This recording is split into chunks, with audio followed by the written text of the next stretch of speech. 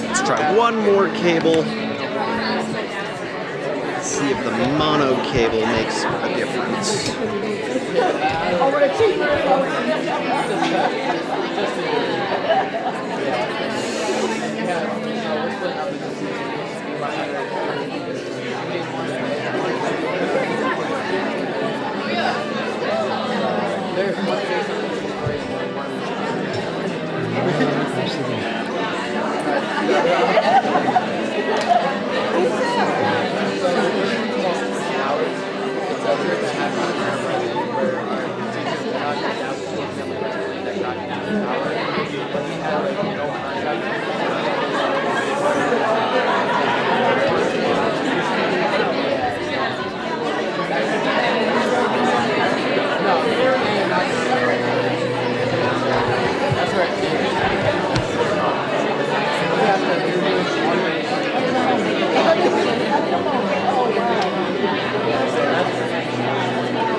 So what time is it? Do you know?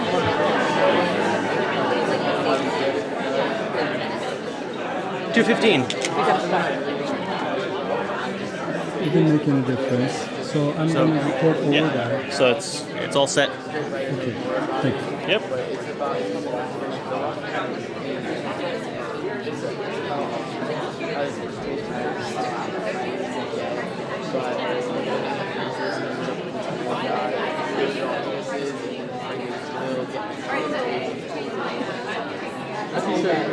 No.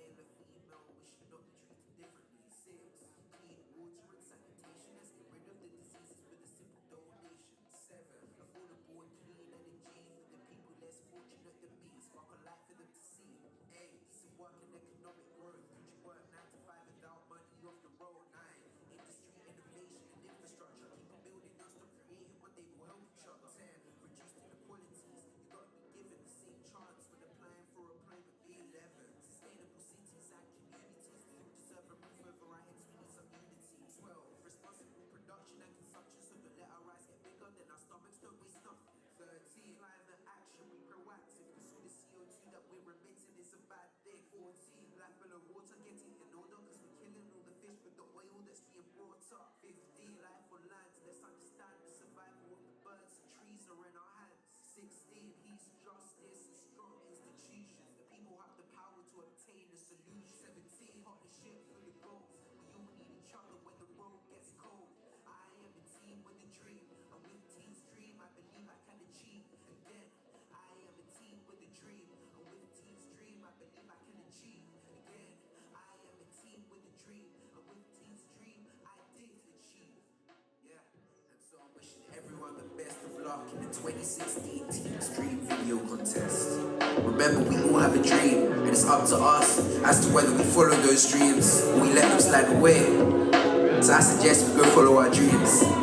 It's our time. Yeah.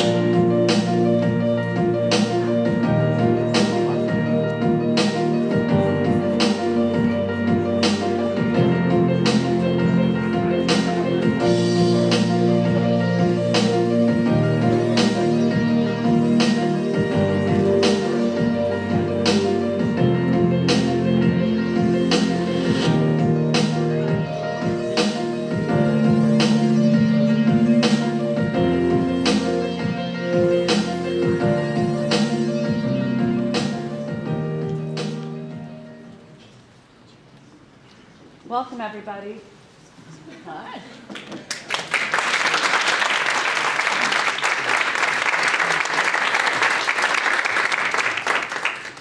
Thank you for coming.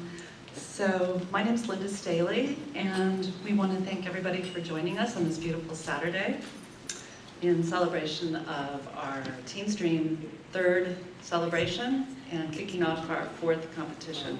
My name is Linda Staley, and I'm the founding director of the Global Collab Network. And we created Team's Dream in a series of living room salons. And so that's what we're celebrating today. And you're in for a real treat, because normally I do the emceeing at these events, and this year we're going to put the teens in charge, which is so cool. So you're going to see them coming up and presenting today. I wanted to just honor and recognize Don Gingloff. Where are you, Don? He's our photographer over here. And Charisse Cardenas and her husband Harvey. Charisse has been with us along with Dawn from the very beginning with 3 teens. My daughter Jackie, Teddy Ammon, and they both just went off to college. And Asia Nunez. Where are you, Asia? Asia.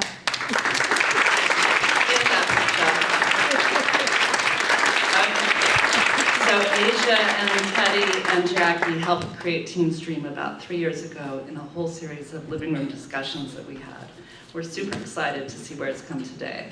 So I'm going to introduce the Collab intern, Zoe. Is it Zoe? Is it Lockjaw? Okay. She's our new intern with the Collab, and she's going to share a few moments about the Global Collab Network. She's helped us with a group of teen females in Arlington, focused with Bree Mathers of Love the Skin You're In, to focus on mental health and resiliency for teen females. And then I'm going to turn it over, she's going to turn it over to Aiden Holland. And Aiden's going to kick us off with our celebration with the other Team's Dream co-creators. And Aiden created our first website and has also been with us from the beginning, and we couldn't have done this without Aiden, who helped us a lot on our tech front in the early years. So this event is being photographed and also live streamed with Turkish-American TV, and we will be posting photos on the website, so I hope everybody's comfortable with that.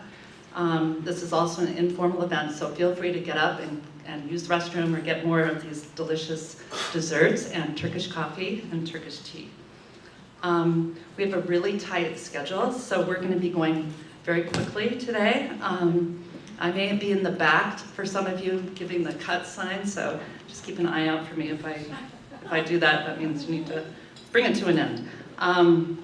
So Teen Stream is all about supporting teens across the entire world in becoming change makers and connecting them with established networks. We celebrate all our winners, but we also equally celebrate all our submitters. And also our co-creators, the people that are helping us scale Teen Stream. We have 4 new co-creators this year from Sidwell Friends that will be helping us present. And so I want to end by saying I want to thank Julie Murphy, who spent a lot of time this year helping to develop our mentor program.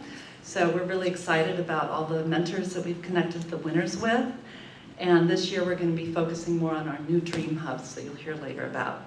Okay, Zoe, so next, welcome.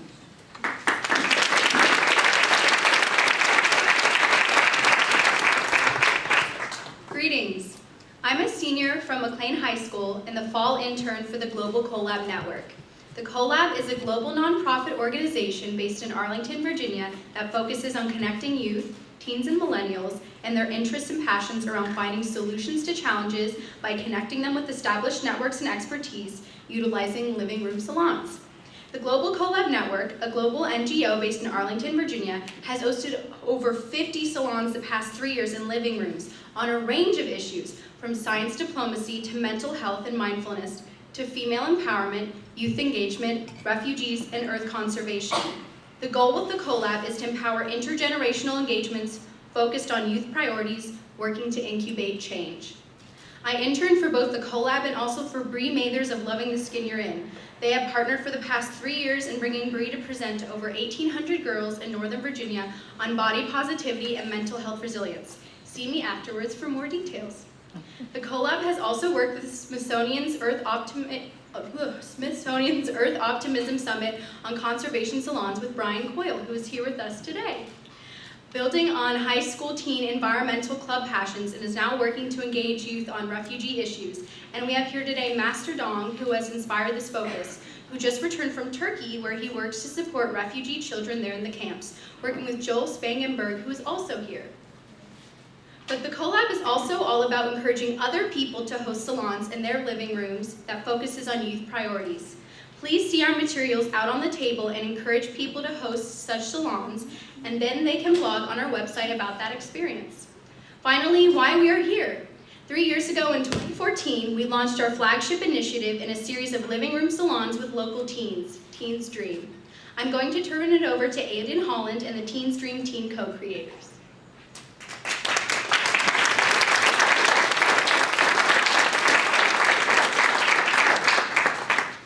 Hi, my name is Aiden Holland, and I'm a student at Fusion Academy, and I live in Arlington, Virginia, right next to Linda.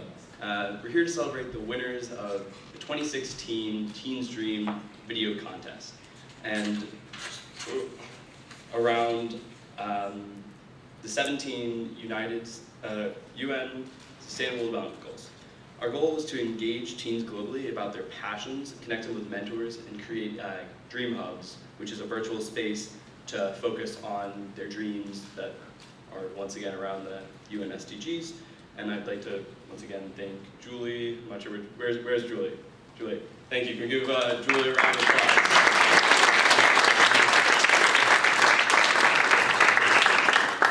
But first, I want to tell you guys a little history about Teen Stream and how it started.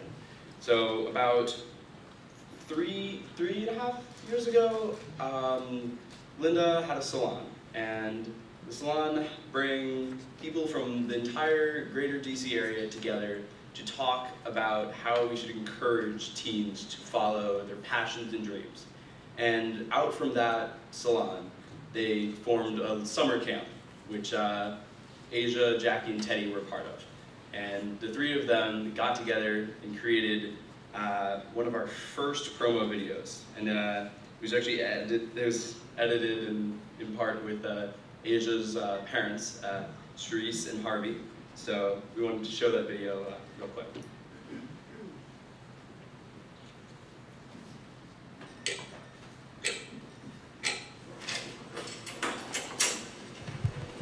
Mark, you're late.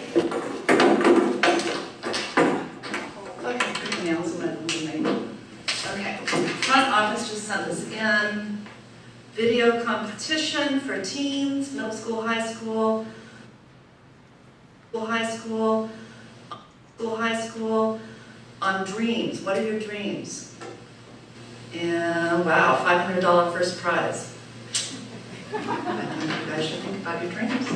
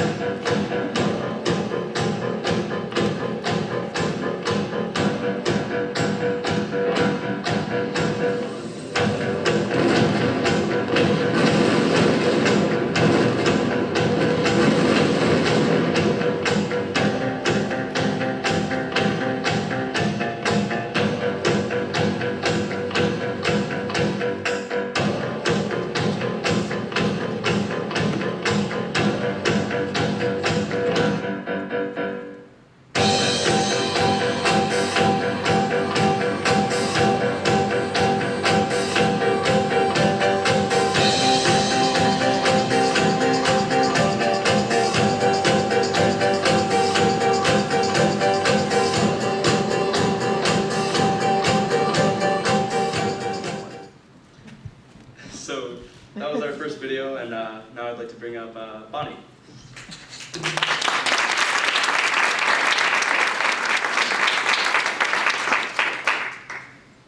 Hi, my name is Bonnie Cabot. I'm a student at School Without Walls in DC. So I got involved in Teen Stream the first year it was here, where I entered a video about racial discrimination. So Teen Stream is all about supporting not just the winners, but all the submitters. This is extremely important because we can't give financial support to all the winners, but we consider all the submitters winners in their own right, for having the guts to dream and to share their dreams with us through their videos. So thank you to all the teens who submitted this year and the last 3 years. You can see their videos in our gallery, which we have on our website, and you can also see it on the map that Aiden and his mom, Allison, made. So Teen Stream asked me to join them as a local co-creator the year after I submitted a video for the contest. So as a co-creator, I've had the pleasure to present twice now at American University, where we did lectures on the power of video for change making with LearnServe International with Teddy, who's actually graduated now, but he was in the video with the soccer player. So I've also worked with Teen Stream with our adult and teen co-creators to judge all of our video submissions. So our team met in January, and we watched all 50 videos. We broke into judging teams with each category where we spent a day judging. So our criteria was creativity, message clarity and relevance, motivation and inspiration, the articulation of how the dream can be realized, the relevance with the SDGs, and the production quality. So I just want to give a big thank you to our judging director, Dom Bangloff, for his help. Round of applause.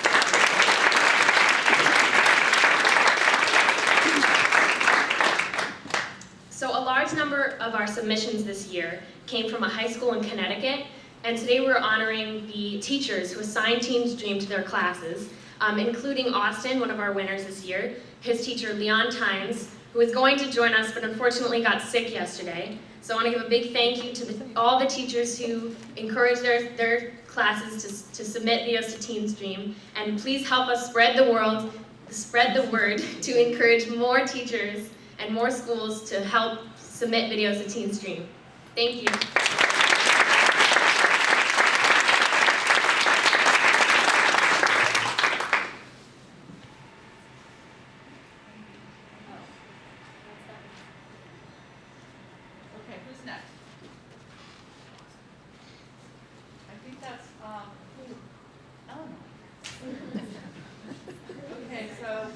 aren't done, yell out the next person. So the next one is Elizabeth Barker after Ellen. Okay. Hi, my name is Eleanor. I'm a senior at HB Woodlawn.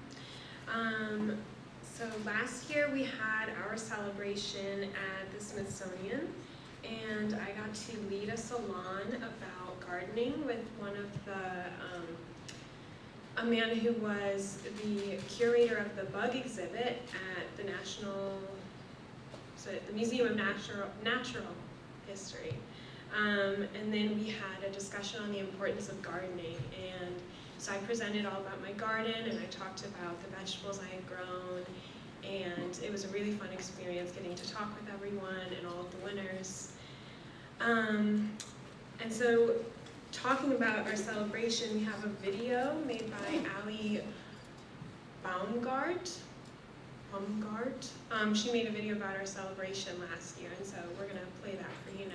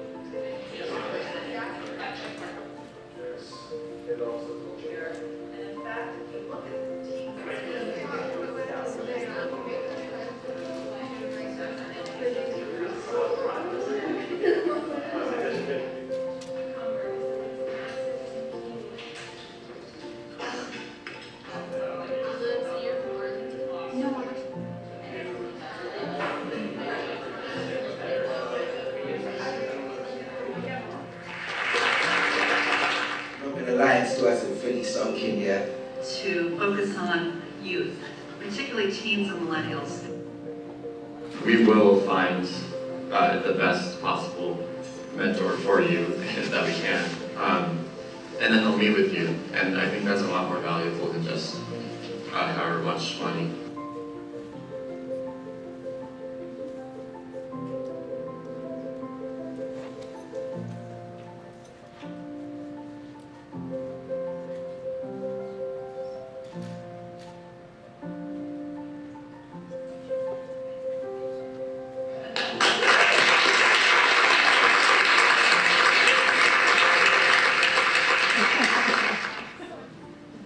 What Teen Stream has done is saying not to just these amazing young people, but to all of us that we belong to each other, and we're connected.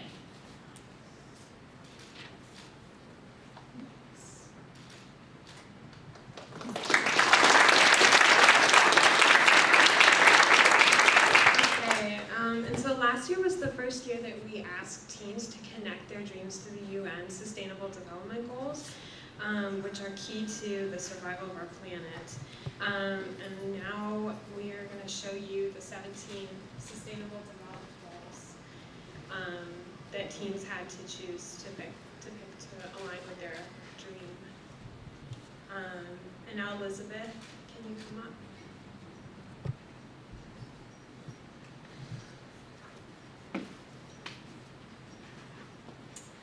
Hi, sorry. Hi, my name is Elizabeth Barker, and I go to Siegel Friends School. I joined Teen Stream as a co-creator just recently.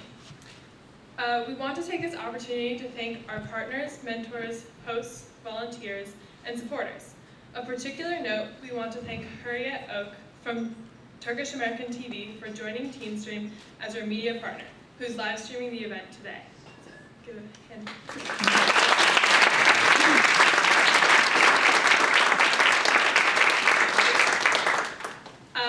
He has also provided the Turkish tea that we have.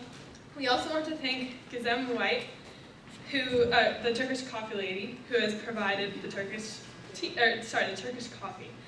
And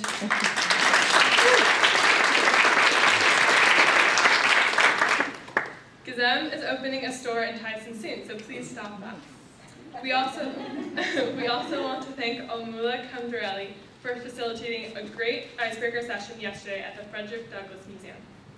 TeenStream has had tremendous support from Hurriyet, who started a separate video contest for teens with Turkish-American TV and decided to merge their effort with ours. And he has since introduced us to amazing friends of his in the Turkish-American community. It is fitting for me personally, as my mom spent a summer in Turkey on an exchange program when she was 17 years old, and I have since gone back with her to meet and visit her host family. Once again, thank you to all our supporters and everyone else who came out to join us today. I'd like to invite Zach up.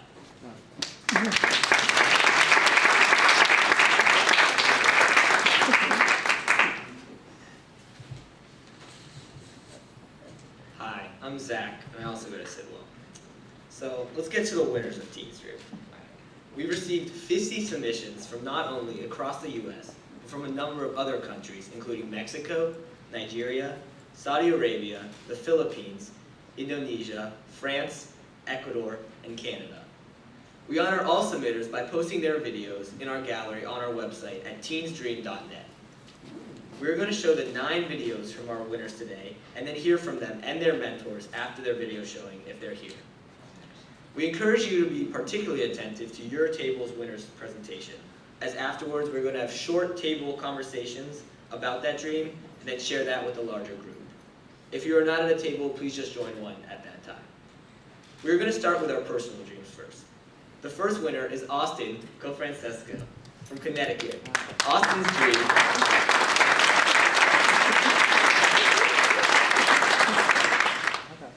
dream is to create peace and justice between police forces and citizens.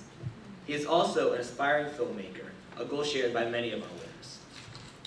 Now we're going to show Austin's film, a film he made afterwards with me.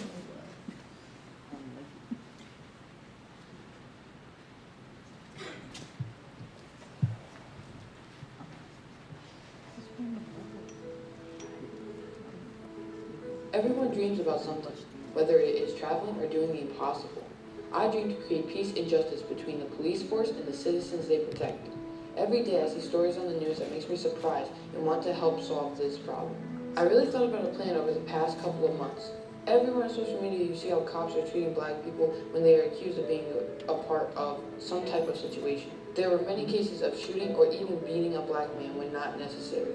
I want to create justice and peace in certain neighborhoods, even in my own neighborhood where I am going to start first. My plan is to hold a meet where cops and citizens gain a friendship-like bond. I believe with a bond between citizens and the police force, there would be no such extraordinary steps like firing a gun or beating a suspect because they are feared. I read many articles that were talking about how black people are feared, and they shouldn't be. They are just like every other citizen, just a different race. Everyone should have equality. I hope this dream is brought to reality, and I'm sure it could be with the support from police officers and citizens from different neighborhoods that experience this problem in their own community.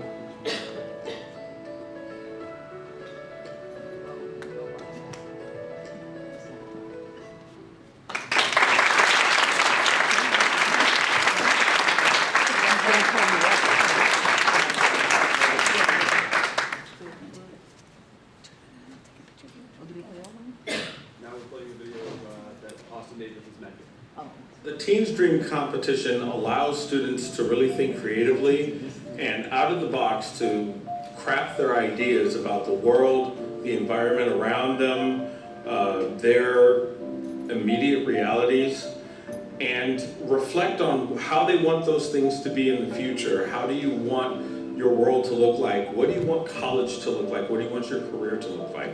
So that reflective practice is an essential part of creating good films. My experience of being in this competition, creating a video that I could show my perspective on my dream for my community, which was peace and equality, was great. It was something I always dreamed of doing, and I did it, and it became reality. As a winner of the Teen Dream competition, to get a connection with a filmmaker is amazing to have. I really hope that I can always have connection with my mentor, and I hope that she can advise me on which direction to take in my life to get to the point where she's at. And also, my digital media instructor, Leon Tynes, is somebody who I always hope to have in my life too, so he can guide me also, because he really pushed me to enter this competition and to come out being one of the winners was a great feeling and a great experience. We are planning to do the competition this year because it is an essential piece of our curriculum to do project-based learning, something that's real, that is going to a third party to be evaluated. That's a big piece of instilling pride in our students and getting them to understand that they can do industry standard work. We use this in the second semester in our particular program, our digital media program, and it allows them to stretch themselves in their skills, and soon their skills become transparent to the story itself.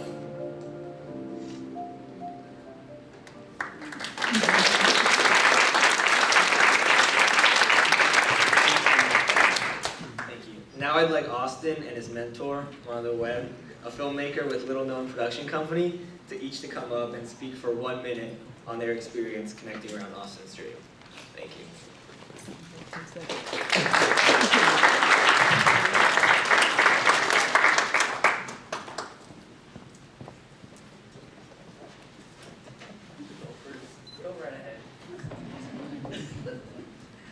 Hello, good afternoon, everyone. How are you?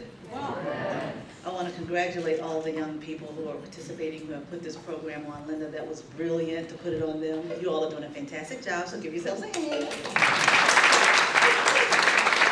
So don't count this as part of my minute. Austin here has, these guys had 17 different topics to choose from. And he chooses, to me, it was one of the heaviest, peace and justice between, the police. Something that's extremely relevant, and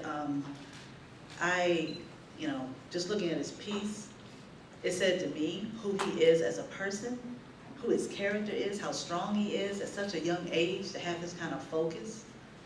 I have a short film about the last known human zoo that took place in Brussels, Belgium in 1958 at the World's Fair. It was the first World's Fair since the Cold War. And the theme of it was a new worldview, a new humanism. So people were paying to see people in human zoos in 1958. Not much has changed. And so it is if we have put the burden on our dreams for our young people to solve. Police brutality, some things that we've created and some things that we've inherited. So I just want to encourage them to continue to move forward as artists, to be able to, through your work, spread the good word and uplift and educate and maybe solve these problems that our society has created for itself. So I just want to congratulate you, Austin. I hope to continue to stay in contact with you, and congratulations to all of the winners that are out here today. Thank you.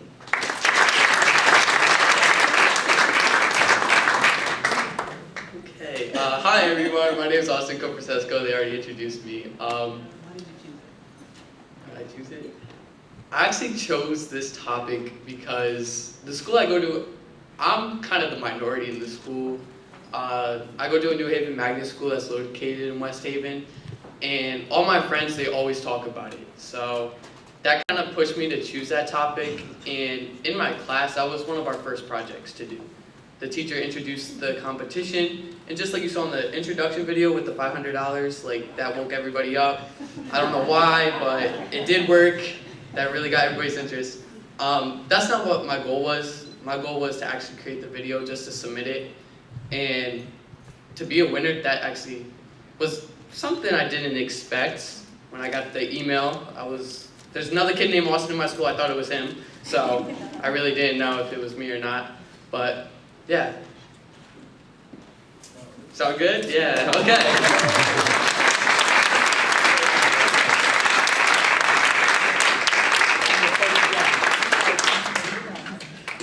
Next, Emma Rippey, going to be introducing our next winner.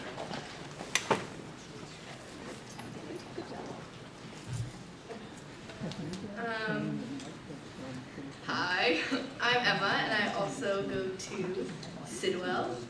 So I'm introducing Sophia Alfred from Maryland. Sophia's dream is focused on using entertainment to break the shackles of the political, social, and economic inequalities designed to censor creativity and block potential. In addition, Sophia has been helming us with a new Dream Hub focused on the arts with Pablo and our former winner, Carly. Her mentor is Emma Strother, who works with one of our amazing partners, Learn Serve International.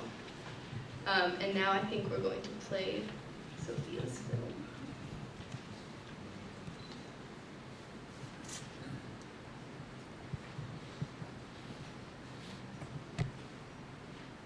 Music is global. It's in every culture throughout time. Music tells a story, and often a story that resonates with the people and their struggle. It brings families closer, and it teaches. People have even learned entire languages through music. Access to music, even among the poorest, is an unmatched global phenomenon. With satellite TV and social media, it reaches the corners of the world. My name is Sophia Alfred, and I'm from Southern Maryland. On the 25th of January, I turned 15. To be an entertainer is my dream. This means I create music and dance to it. I hope my music will give young people everywhere the inspiration, motivation, and support to nationalize and globalize their culture and voice. One song can bring us together and spark a fire in each one of us. One song can break the shackles of the political, social, and economic inequalities designed to censor creativity and block potential. One song can be the road that carries hope and opportunity to all corners of the world. My music is my expression.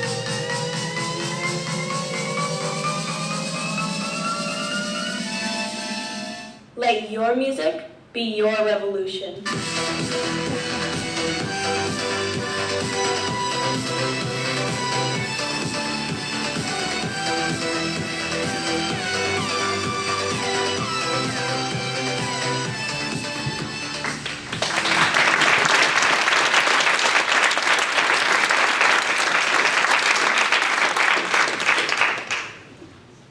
I'd like Sophia and Emma to come up and speak for 1 minute each on the importance of the arts and importance of arts for change making.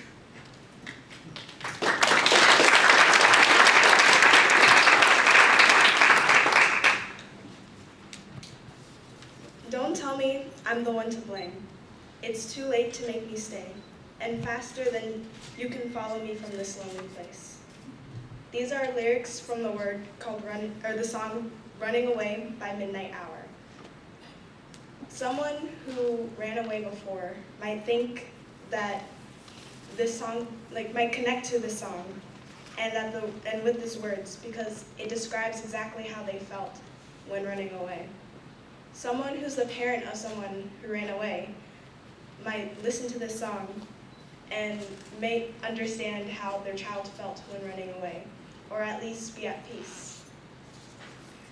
Someone who is in an abusive relationship can listen to this song and might feel courage and motivation to change things. Someone who is not happy with how their life is going might listen to those lyrics and might feel the inspiration to change to make themselves happy. How does song lyrics like that make you feel? These words mean something different to every person because each person has different experiences in their lives, and different arts mean different things to them. Not just songs, but any art has these effects. This is why the arts matter, and it is often used for change making. The arts is a way to expand the world, but then also condense it. It expands the world by providing options of expression, creating opportunities as it did me and the other winners that are here today. It condenses the world because it makes us all connected, and that's what is important with arts for change making.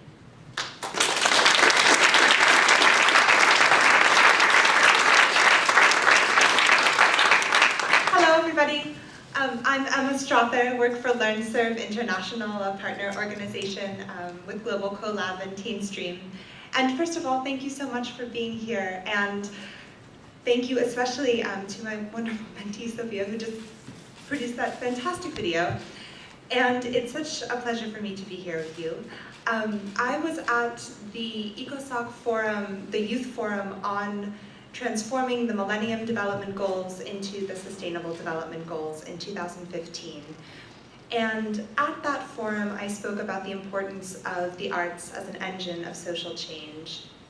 And I think one of the most interesting aspects of being involved in international development work right now is the prevalence of these creative engines for change making and for mitigating, exactly as Sophia said, the social, economic, and political inequalities that we find around the world. So much of this creative problem solving will come from young people, and I am a true believer in young people both having the power to affect social change and also that process of social change work having the power to transform young leaders. So it's a reciprocal process, and I think a lot of that happens through these creative outlets, which is one of the reasons why TeenStream is such a wonderful competition, because students really get a chance to flex their creative muscles in a way that is concrete and project-based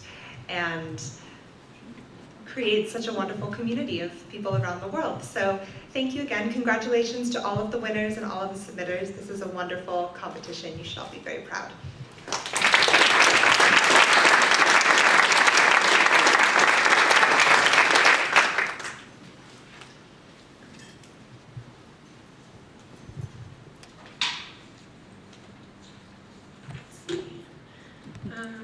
Okay, hello. I'm going to introduce Harrison Siegel from California. Harrison worked with his friend Charlie Werner to encourage people to pick up one piece of trash each day, which would have a massive impact on our environment. Harrison is also an aspiring filmmaker. His mentor is Aldo Bello with Mind and Media, who couldn't make it, but put together a film to share with you. Did it?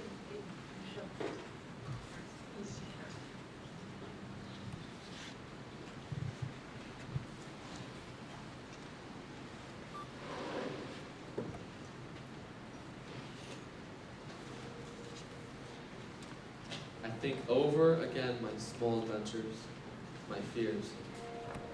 These small ones that seemed so big for all the vital things I had to get and to reach. Our coasts, the pride of California's people, and the lifeblood of our culture. From above, there are beautiful, immaculate deserts of blue. But from the ground, there are large amounts of trash, thrown without a second thought. On one day in 2015, in California alone, 1,142,997 pounds of trash were picked up in just one day. That day was the Coastal Commission's response to the growing amount of trash on the boundary of the sea. But one day is not enough to slow the onslaught of trash. So, how can we help? If every person in California picked up a single piece of trash every day and threw it away, just one piece of trash on the way to work or school, it could have a massive impact on the amount of trash that goes into our natural habitats. Just one day to clean up the land in which we live is not enough. We need to work together all year to maintain this area that we call home. And yet there's only one great thing. To live to see the great day that dawns and the light that fills the world.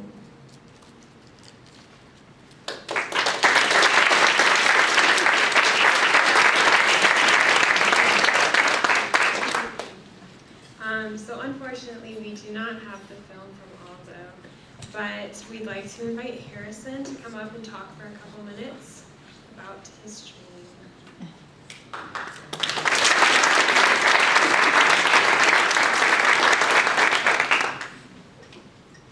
Okay, so I guess I get more than 1 minute. Okay. So as you guys just saw, my video was about coastal cleanup during the 2016 International Coastal Cleanup Day. And I looked at the stats for that last night, and 54,000 people attended that, which in California is not many that many people because there are 40 million people in California. And if each one of those people picked up one piece of trash, it would be 40 million pieces of trash, which would triple the amount of trash picked up on Coastal Cleanup Day. So did that for one day, that's the impact. And now taking 20 seconds, probably less, to pick up a piece of trash every day doesn't seem to be asking for a lot. So if each person did that every day, well, not that much trash anymore. This year, Coastal Cleanup was 2 weeks ago, and at my local cleanup, there were more people than last year, which I'm going to attribute to my video.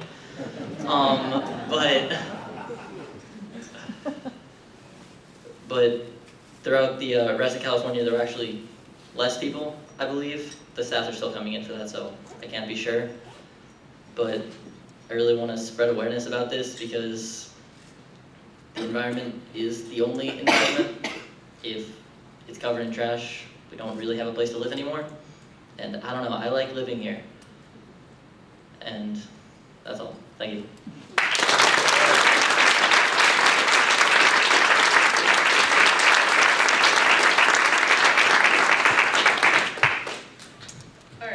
I'm going to be introducing Ajay Rosario from Georgia.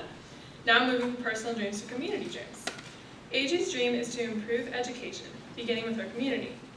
Ajay has also been working with us to lead our Education Dream Hub, with Pablo, former winner Catherine Meadows, and her teacher, our mentor director for the hub, Tom Cutter.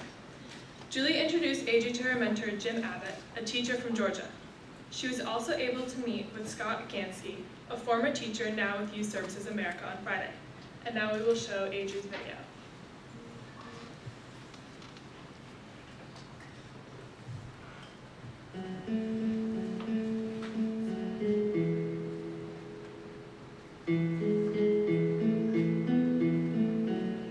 I have memorized. I have sat through agonizing lecture again and again and again. I have been taught what to know and when to know it. I am not satisfied. I love to learn, and I am not satisfied. I want to change this. I want to be more than satisfied. I want to learn, and I want people to want to learn. I want to think, and I want to teach people how to think. Okay, so that was really depressing, but I hope you heard the truth in it. My name is Ajay Rosario, and I want to influence education. My dream is to become a teacher and find more innovative ways for students to retain information. I am excited to enter the field and meet with leaders in education, provide a youthful perspective, collaborate with them, and come up with solutions to a system that, at the very best, needs improvement. I may be disappointed with my educational experience, but I'm excited for the opportunity to change the experiences of others. Fortunately for me, I do not have to go blind into this field. I have my inspirations, one being Mr. Ron Clark. His innovative teaching model in Atlanta has been an incredible example of untapped potential in education, and the innovative environment he has created is what we should be striving for. As a high school student, I have done little things to attack a large problem, writing history lessons in less boring language, tweeting out small visuals before tests for others to help remember the facts, and tutoring people in a way that's different than traditional instructions are all ways I have dedicated myself to education. But I'm ready for something more. I'm ready for a structured mode of collaboration, and I'm ready to help in making big changes. I'm excited to find others who share the same passion for education. Done. Woo!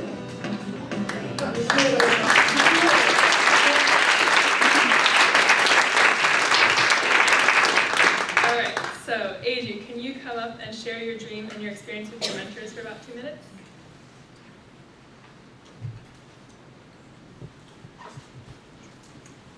Hello.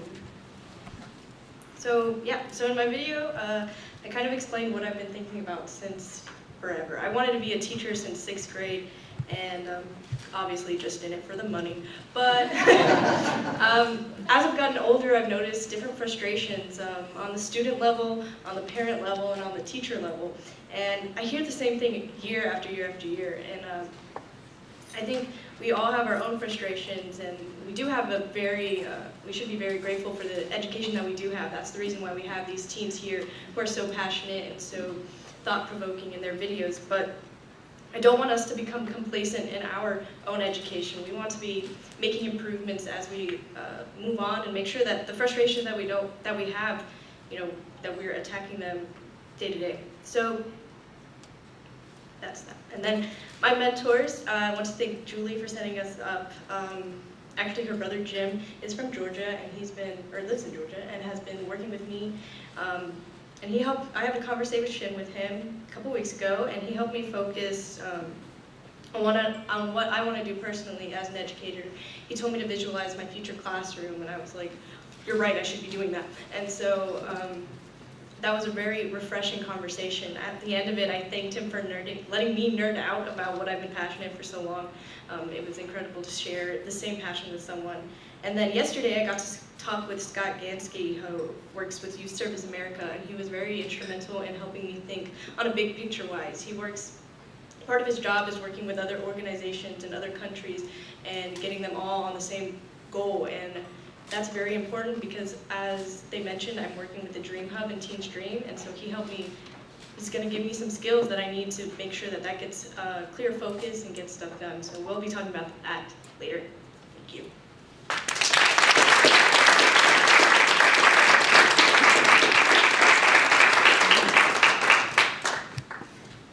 Hi, so I would like to introduce Sanjana Shah from California. Her dream is to use her technical skills to bridge the gap so that girls are not underrepresented in the programming field. Julie introduced Sanjana to Sandra Bautista and Amit Janal, both of which were in the IT area, but who were unable to make it today. And we'd like to show you your film.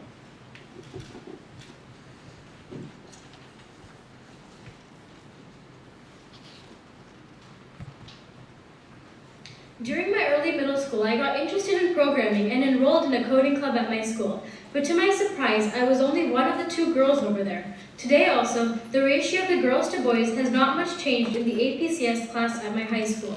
To fulfill my dream of having more girls in programming, I started volunteering in nonprofit organizations to introduce young girls to coding.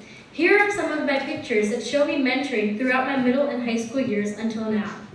I started the journey of my dream by mentoring the Think Imagine program at Girls Innovate's nonprofit organization in summer, which helped in kickstarting critical thinking amongst the girls. Then I moved on to mentor web development to young girls with the support from Microsoft. Here, the girls started building up their first website using HTML, CSS, and JavaScript. It was amazing to see the glow on their face when they saw their first website published live on the web. Soon I decided to organize Hour of Code sessions myself at the museums and public libraries to teach these kids more advanced classes, but at the same time making it more fun. I used Khan Academy and created my own curriculum to teach them. My first Hour of Code session was geared towards girls at the Palo Alto Art Museum. Later, I also introduced to these kids Arduino, Raspberry Pi, and robotics. I wanted to make a meaningful difference, even if it was just with one kid. I taught them at Santa Clara, Palo Alto, and San Jose Public City and County Libraries, Hacker Dojo, Coder Dojo, East Palo Alto Church, and even at companies like Texas Instruments, Microsoft, Oracle, Google, and many other places, wherever I was given a go-ahead to teach. I believe that by putting my dream of mentoring to practice, not only just me, but anyone has the potential to inspire and empower these young girls. Just by guiding them, these girls can navigate their dreams of programming with imagination and determination, thus discovering an entire new world of possibilities in coding.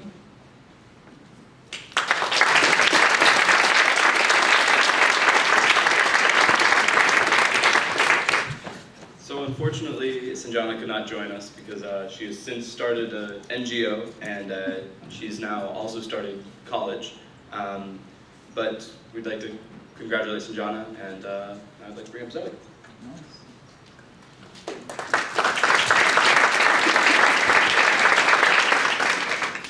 I'd like to introduce Henry Max Patterson from New Zealand. His dream is to get New Zealand's rivers back to the way they were 20 years ago. We have introduced Max to his mentor Jim Connolly, who is on the board of the Anacostia Watershed Society. And here's Max's film, Henry Max's film.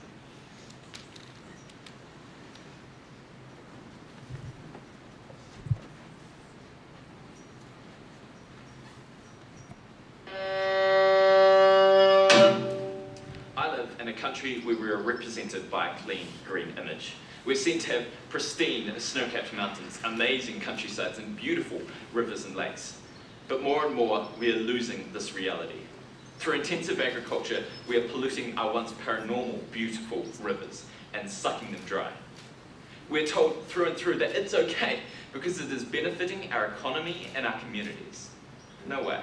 No way can you tell me that high levels of nitrates and E. coli in the rivers is benefiting our communities. No way can you tell me that over 90% of our rivers are being classed as polluted is benefiting our communities. And no way can you tell me that we're restricted to so few swimmable rivers, with most of them being dry, that is benefiting our communities. This is not my dream of a clean, green country.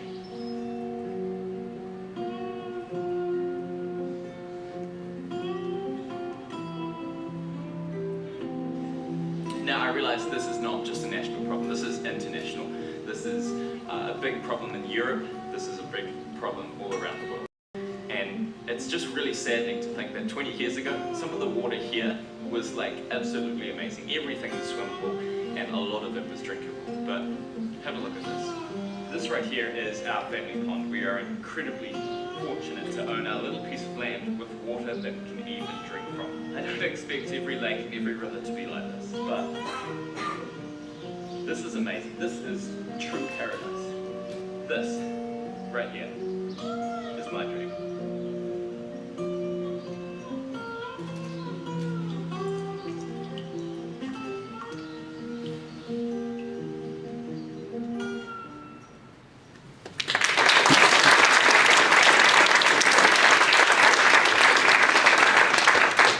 Unfortunately, Max couldn't be with us today because we didn't have enough funds to fly him from New Zealand, but thankfully Jim, his mentor, can, and he Skyped this week with Max and will share 1 minute about the importance of focusing on cleaning up our water areas and about his experience with Max.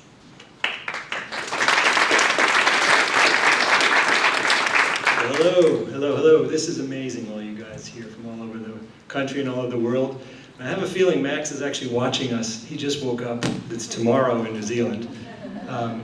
So, is that a photo of us? We've been talking sort of virtually. Max has he's got this grand vision. He wants to save the world. And I'm like, well, Max, you kind of focus a little. So I work I'm on the board of directors for a local environmental organization called the Anacostia Watershed Society. Thank you. We're here in the Washington, D.C. area. And before that, I was actually the executive director for 17 years of that organization. So we did a lot of work very locally on our local river, engaging the community. And it's very interesting because I was listening to Harrison talking about the trash pickup. One of the first things we did was we got people together to come out and just pick up trash because it's visible, it's physical, and something you can do. Max has a real keen interest in filmmaking. He's a high school student, but he's taking a college level course in filmmaking. And he really wants to use that to kind of broadcast the clean water message. One of the things that is different from my experience and his is ours is a very urban river, and he's dealing with a lot of rural rivers, and most of the impact is coming from increased dairy farming. A lot of cattle that are creating manure that's then running off and bringing a lot of bacteria and pollutants into the streams. So one of the things that we talked about, it's funny because he was saying, well, I'm going to try to interview people, try to get this message out. I don't know if I'm like electric or something, but it's buzzing here. And then we started talking, and it turns out his father works at one of these dairy factories as the health and safety officer. I said, Max, that's a great in. You can work with him at that one particular farm, see what kind of change you can make. Maybe you can get the leadership to work on creating some kind of vegetative buffers along the streams to filter pollutants. You can get the factory workers engaged, and you can film all this and then use that to broadcast your message around the South Island of New Zealand and to the whole country and try to get maybe more bigger picture involvement. So I think that was it. I think it was really good when we talked, and he's got a lot of good ideas, and I really think he's going to do some good stuff. Sadly, he just broke his leg 2 days ago, so he had surgery yesterday. So if you're out there, Max, I hope you're healing. But anyway, thanks for all being here, and go clean water.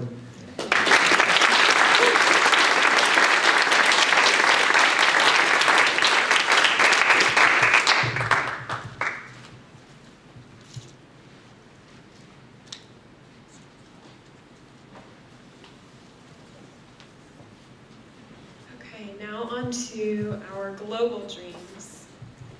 I'd like to introduce Elizabeth Dearden Williams from the United Kingdom. Her dream is that inequality in the world and the focus on our differences would be reduced so that peace, nonviolence, and justice will come more naturally. We have introduced Elizabeth to Melissa Skorka, who is at Oxford as her mentor, who works on peace building in Afghanistan. And because Melissa couldn't be in DC, we introduced her to Pamela All, formerly with the U.S. Institute of Peace, and Ann Witkowski, formerly with the Department of Defense. And here's Elizabeth's film.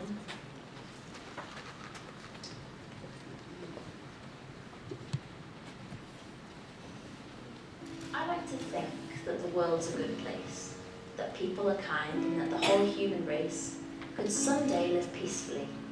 No hatred, no war. The world would be harmonious. We won't fight anymore. But lately I've been doubting that this belief is right. It's often said, preached some, we need to unite. But everyone needs to be listening. And while peace is ideal, maybe as humans we're incapable of making this dream real. There's a mindset hard to break. From a young age we are taught what is different is to be feared and what is different is to be fought. So Muslims are labelled as terrorists and black lives are valued as less, and we deserve to be killed for the way we live in the West. Because the time isn't taken to consider the things we don't know. Too quick to react in violence, to listen, learn and grow. We can't go our whole lives without opening our eyes, too busy running a rat race to reflect or realise that we can realise this dream.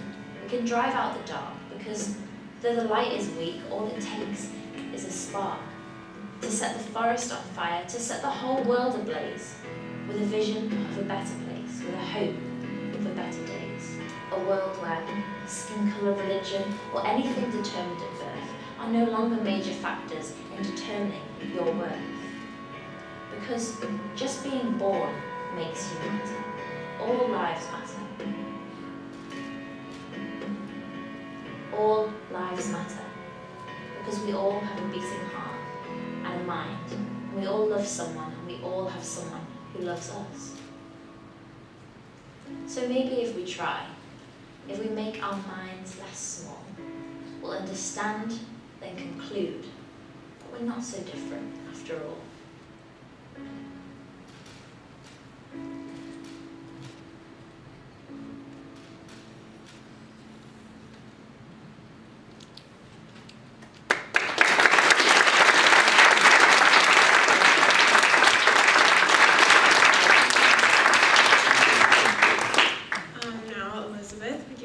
And speak about your dream and your experience with your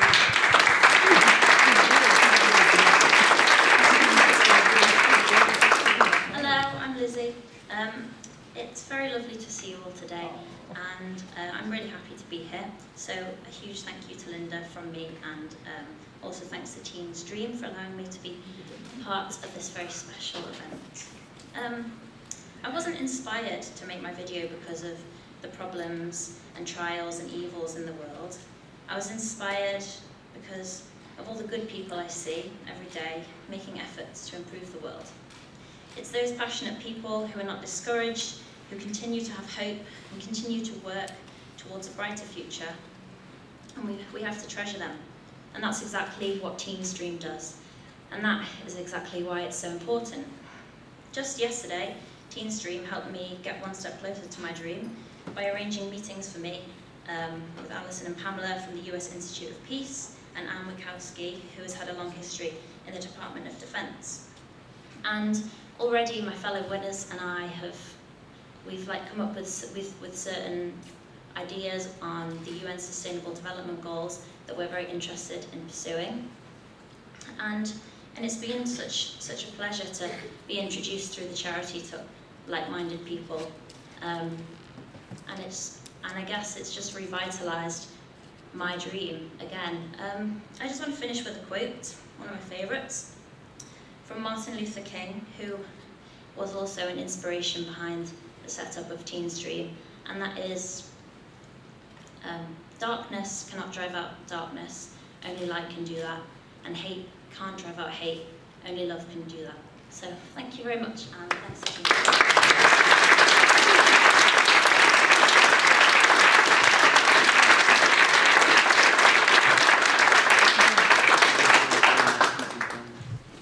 Hi, I'm Evie Weinstock, and I will be introducing William Boucher from France. He worked with his friend Roman Geoffroy in their dream that one day there will be zero food waste. They have created an additional film from their experience and will share that as well, given that Ronan couldn't join us. We have introduced them to their mentor, Catherine Miller, with the James Beard Foundation. We will now show his film.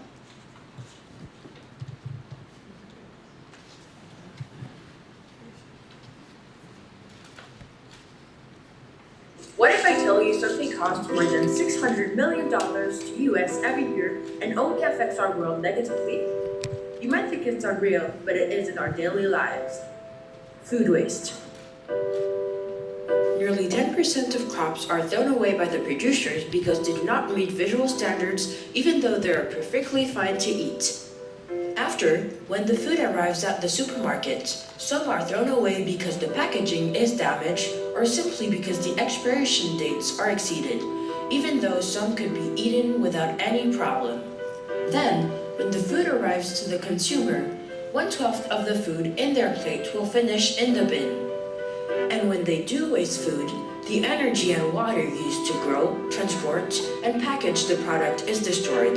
This waste is responsible for 3.3 billion tons of greenhouse gases, which contributes to global warming. Not only that, but 25% of all fresh water is wasted for this food. Knowing that 1/10 of the global population is undernourished, this means we have enough food for everyone, but we decide to waste it instead of ending world hunger. This is why I dream that one day there will be zero food waste. Help me achieve it by being realistic and only take what you're sure to be able to eat. We need to ask the producers to stop throwing food that is perfectly fine to eat. I know we're capable. We just need to act together so we can end food waste, therefore reduce greenhouse emissions, reduce the waste of fresh water, and reduce the amount of undernourished people. We are capable of it. I'm sure of it.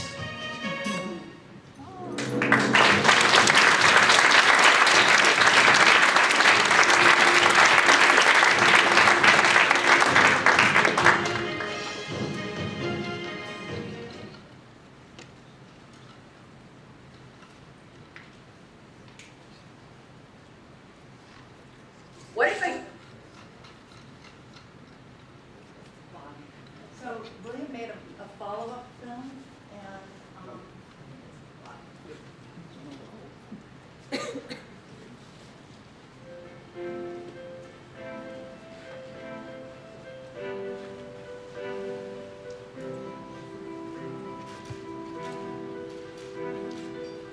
My name is Ajay Rosario, and I'm the co-creator of the 2016 Teen Stream Zero Food Waste. Unfortunately, I wasn't able to fly to Washington, D.C. William and I have been interested in food waste since 3 years now.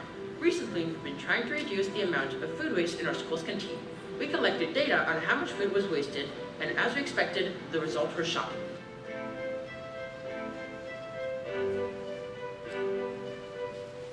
With the help of our mentor, we were able to design innovative ways to reduce food waste. Food waste is a huge problem.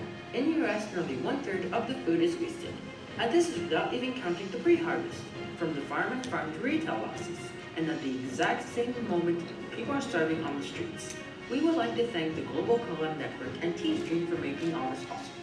And the James Beard Foundation for helping us achieve our dream, reducing food waste. And remember, never stop dreaming, because your dreams are achievable.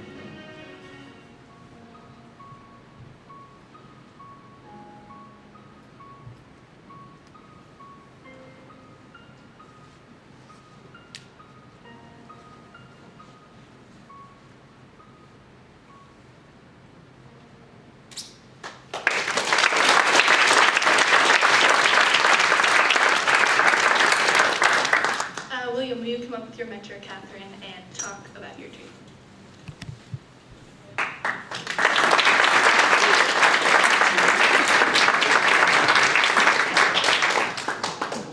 Hello everyone, my name is William Boucher, and as you saw, my dream is to end food waste. Many people We're working between Many people underestimate the consequences of throwing food away. Not only does it produce greenhouse gases, as while it is decomposing, it creates methane, but also all the energy and water that went into making this food is wasted. A statistic that I like to say is, if food waste was a country, it would be the third biggest emitter of greenhouse gases behind the US and China. Teens Dream put me in contact with Mrs. Miller, my mentor, and the director of sustainable food at the James Beard Foundation. With her, we came up with ideas to reduce the amount of food wasted in my community. And once I'm finished with my community, I will attempt to reduce the amount of food wasted on a global scale. Because, as the founder of Youth Service America told us yesterday, I am a teen. I am also the leader of tomorrow, but most importantly, I am the leader of today.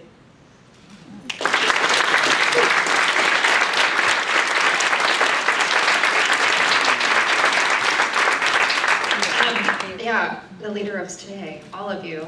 Thank you so much, Teen Dreams, for having me do this mentoring with William. It's been really exciting. It's also very exciting and enriching to hear all of the dreams and all of the actions that people are taking, which is one of the reasons I like William's project so much, and what he and Ronan are trying to do is not only did they make a great video and talk to people, but they've actually identified things that they can do and are doing in their community to make their dream a reality. And so to all of you, keep dreaming, but also do.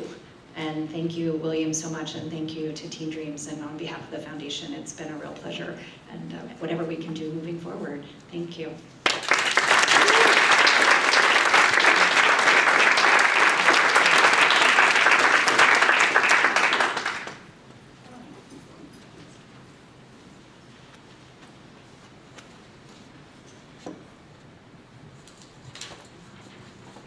So I'd like to introduce Elena, our grand prize winner. She's from the UK. So her dream was to save the environment by means of responsible consumption and production. We have introduced Elena to Austin Klaus from the World Resources Institute. We also introduced her to Kareem Gray-Grus, who many years ago was an animator working at Disney, which given Elena's passion for animation, which you will see in her video.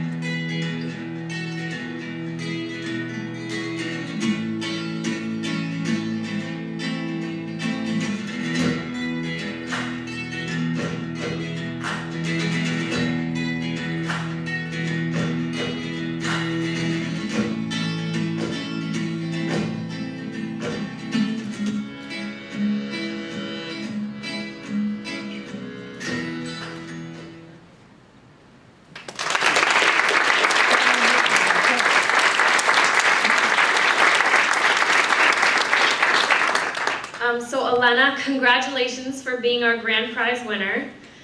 So can you come up and speak for a few minutes about the importance of focusing on our consumption and production as a global community, and share any reflections about meeting with your mentors, Austin and Kareem? And if Kareem wants to join us, that would be great.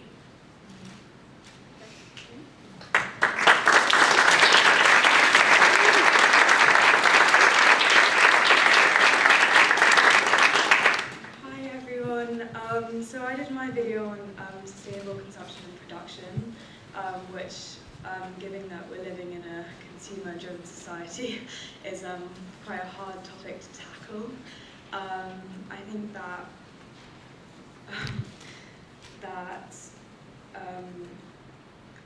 we need to kind of tackle it more by informing people about not taking more than they need. And yeah, I just want to say thank you for having me, and thank you to Team Stream for connecting me with amazing mentors at the World Resources Institute. I met with Austin Close, who kind of bounced off ideas about plans for reducing mass production and consumption.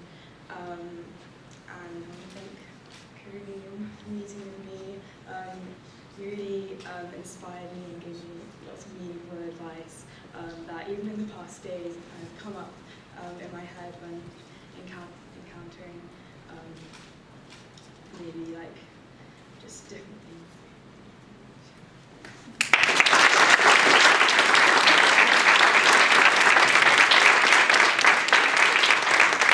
So this whole thing is a big surprise for me. It was kind of a last minute.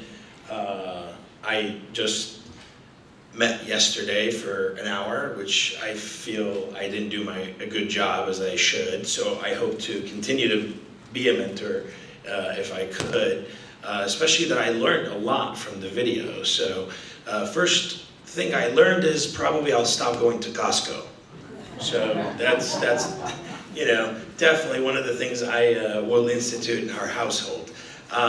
But before I talk about something that's important to me, and I just want to tell you guys how amazing it is to be here, and the pleasure and the honor just to see so many amazing teens.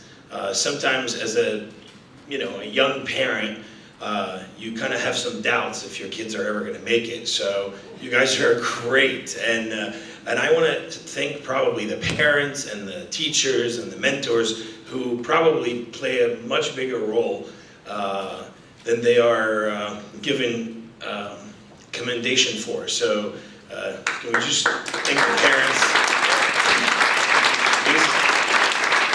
If I'm sitting at this table 10 years or 12 years from now, and my kid is sitting here, I'll be very, very, very proud of them. So you've done a good job. One of the things we share in common is you've seen this amazing animation, and that's probably why Linda put us together. But one of the things that we talked about was if she wanted to pursue animation, and the first thing she said, she wasn't sure. And I said, good answer, because I don't do that anymore. I realized early on that animation is a fantastic tool. It's the easiest way to communicate and to simplify a very complex subject and to show real emotion. It's a very difficult thing to do, but animation brings it out life, and it can actually communicate to multi-levels, from the oldest person in the room to the youngest person in the room. They can all understand that through animation. So it's a really great communication tool, and for Ilana to understand that really early on and to understand that that's really what she wants to do. She wants to communicate using that tool to fulfill a message. That's a big deal. So I hope to continue to be helpful. We share something in common. I did go to school in England, and then I moved to the US, so she's looking forward to coming here to continue her education. I'm going to try to win her over to my schools, so we'll see. But thank you again so much for this, and big hand for everyone.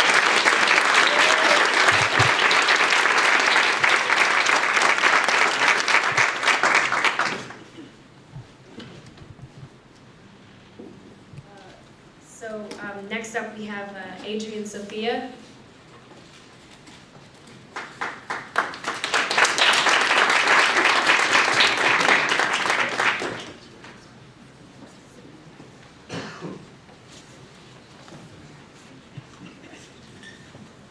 So we're going to talk about our virtual dream hub. So the two of us have been working, and as winners of this year's contest, we were asked to lead these virtual hubs with winners of past year's contests. These hubs are envisioned to connect teens globally around their dreams as they relate to the UN SDGs with input from adult mentors. So I am working with Catherine Meadow, last year's winner, and Pablo Guarneros, Teens Dream submitter from Mexico City. We are all passionate about education and have been working with my teacher, Tom Cutter, as our adult mentor and to launch this Education Dream Hub. So I think the best way to explain this is to talk from personal experience. Like I said earlier, I've known that I wanted to be a teacher since I was about 11. And so that's really exciting, but like looking around me, it's like, oh, not a lot of other people want to be teachers. I'm kind of a nerd. And so sometimes when we have these dreams, you can get a little lonely. And so if you would have told me back then that you're going to meet Catherine from Kentucky, who wants to spread the equality to education to girls around the world, I would have said, Kentucky? I don't know anyone from Kentucky. And then you would have said, yeah, and you'll also meet Pablo, who's also passionate about education. He's from Mexico. It's like, how are you getting me to Mexico? I don't know about that. And so that's our dream for the virtual hub, is to connect people who have the same dreams, and so that you have people who have the same passions but different perspectives. And so far we've gotten our site up. We're very excited about it. I've been working with my teacher, who was actually in my video, Mr. Tom Cutter, and we are thinking of doing blog posts, and so I'll encourage other teams if they want to contribute to do blog posts, and that's where we're headed. And Sophia's going to talk about the Arts Hub.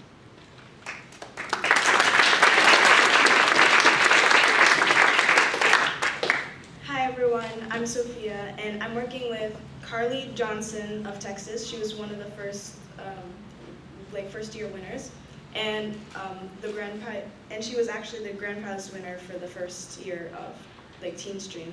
And also with Pablo from Mexico City to launch a dream hub on the arts, working with our adult mentor, Amula Kemdarelli. Here's a video of what our goal is with the Arts Hub.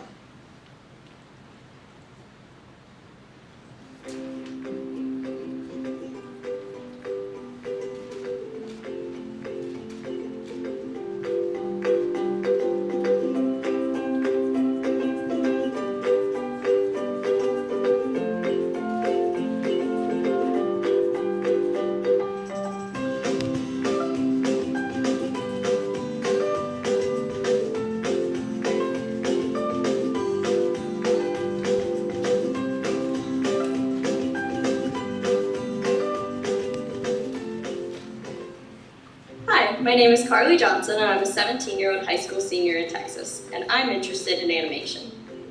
Through the Teens Dream Arts Hub, the goal of the animation department is to create a familial sense of engagement through interactive meetings, virtual feedback sessions, the discussion of ideas, tutorial sessions, and the collaboration of each member in order to produce sustainability projects.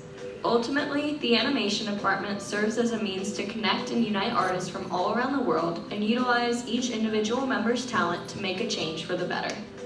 Hello, my name is Pablo Guarneros, and I'm an 18-year-old high school student from Mexico City who wishes to make a name of himself in the filmmaking world. With the Arts Hub, I wish to challenge myself as an artist and improve my process, execution, and communication. But beyond that, I also hope to collaborate with other people across different cultures and artistic disciplines to create works that have never been seen before and that foster an environment of tolerance, imagination, and equality greatly needed in the 21st century. Hey, my name is Sophia Alfred and I'm 15 years old. I currently attend the Academy of Health Sciences at Prince George's Community College in Maryland. I'm interested in entertainment, which for me includes creating music and dancing to it. My music and dance is my expression, so I hope to give young people everywhere the inspiration, motivation, and support to nationalize and globalize their culture and voice, but more importantly, be able to express themselves as an artist freely.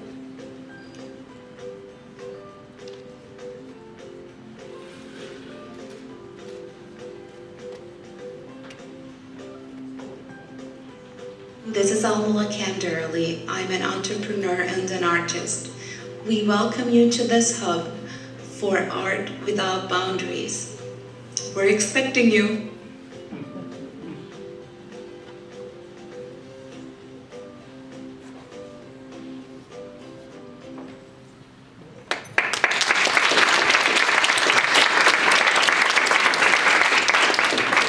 So that was the Teens Dream Art Hub.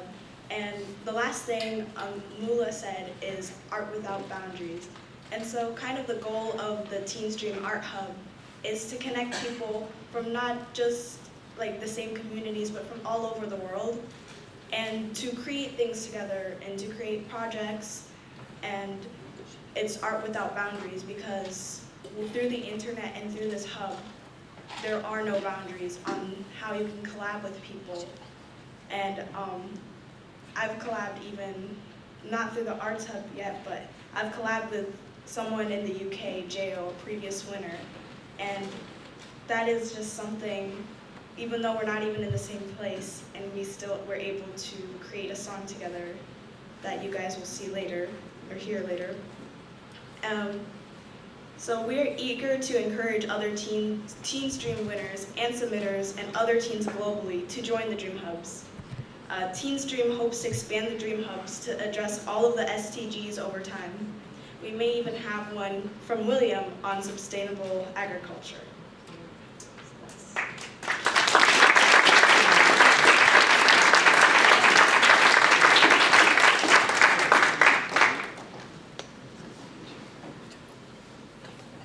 Okay, so now we're going to ask you guys to talk to your tables for about 10 minutes and talk about what you've heard. We have a team at each of your table who will help lead your discussion with questions.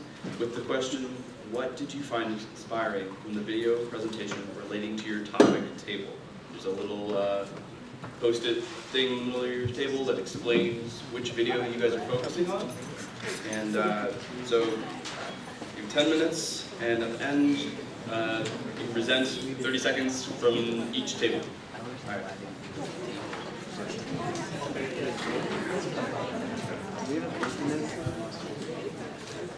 Maybe you're supposed to do this. Yeah, let's see.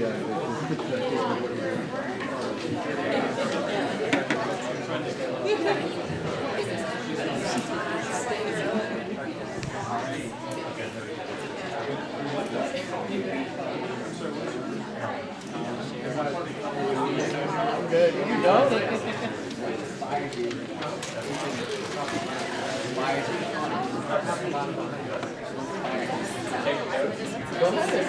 Yeah, read it. He's asking you a question. I don't know. Yeah, but like, not really. I actually think you mentioned your high school, like how you said you're not a minority in your high school, and you said that everybody's talking about these issues all the time. I'd like to hear more about that.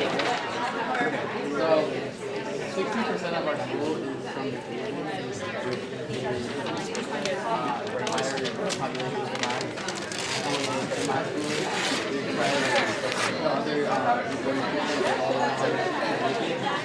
So, I'm gonna tell you about like white kids and as like stories come in, we talk about them in class, certain events, and once it goes outside the classroom, really get into debates going over and talk about it, I guess. So it's a topic that like everybody's very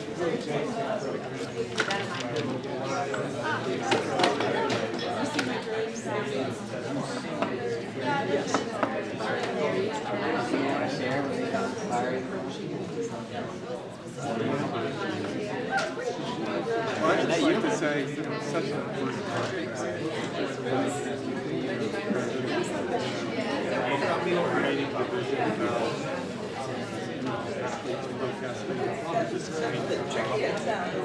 So I thought this was relevant. It was also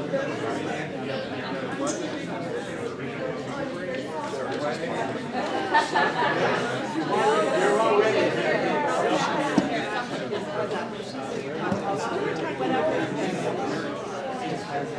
They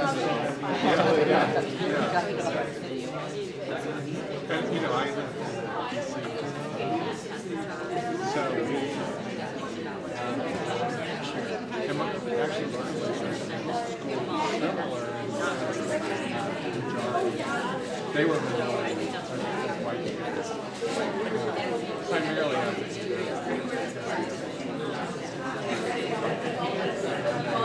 they're actually, I think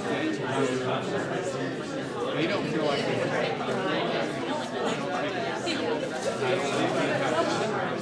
or not.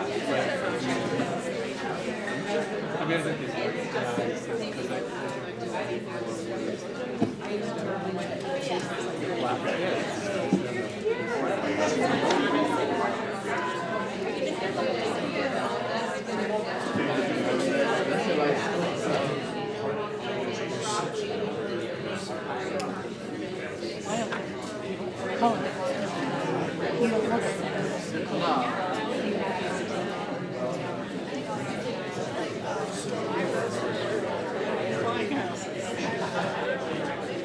Maybe you also put like a video about like fear.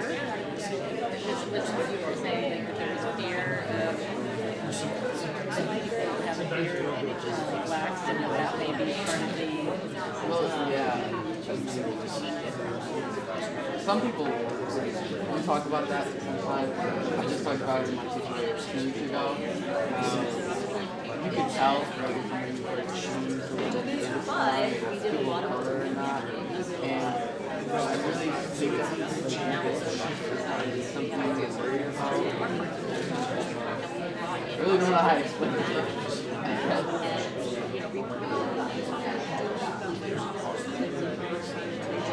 So do you feel like you're interested in more like police or like the racial relation issues, or? I mean, I was more focusing on the police. That's a good thing. I'm also focusing on the crime. I feel like I need to get more to. If you go through double team, it makes somehow work from the population. The whole racism in the population, I think, is the largest problem.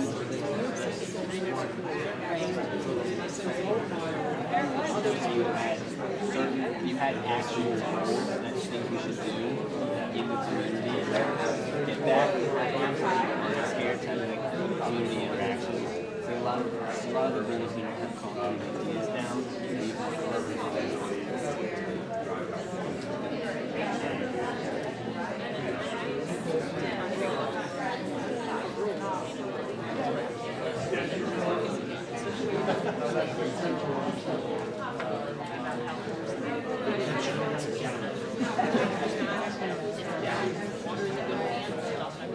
Yeah, I think it's like, I think your mentor was saying, it's very brave to take on a topic that can be very sensitive.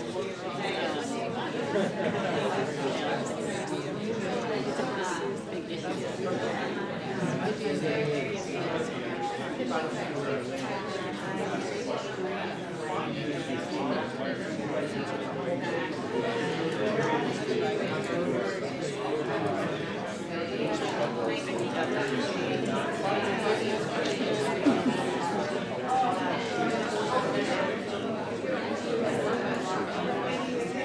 What was he saying? What we found inspiring. Yeah, I feel like great, are you now? I think a lot of it is about because a lot of parents don't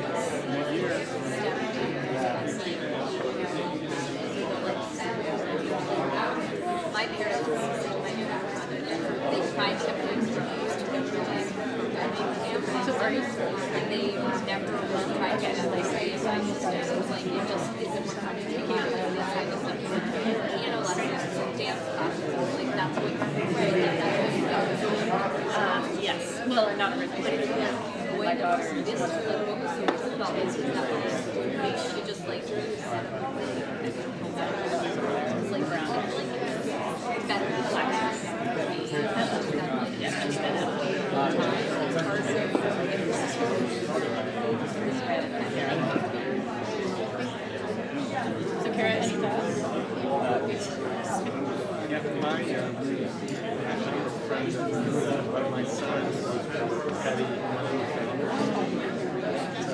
which is kind of funny because his dream was to be that very first club for soccer, but he's actually a college student. So his real dream now is to be a teacher.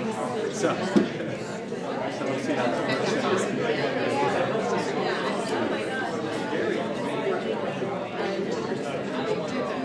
Everyone else is talking. I think we covered the whole idea of the fire. You know the guy that does Cabot daily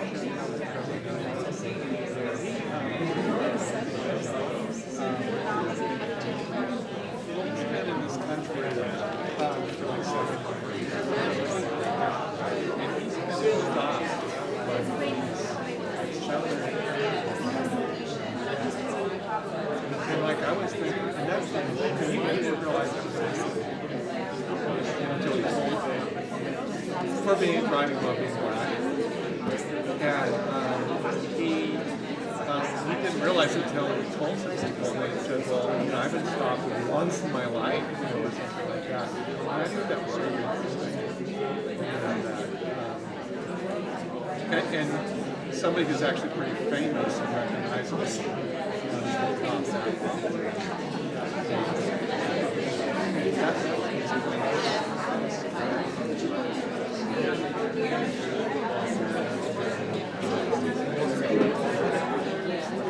Well, right. I mean, I'm sure.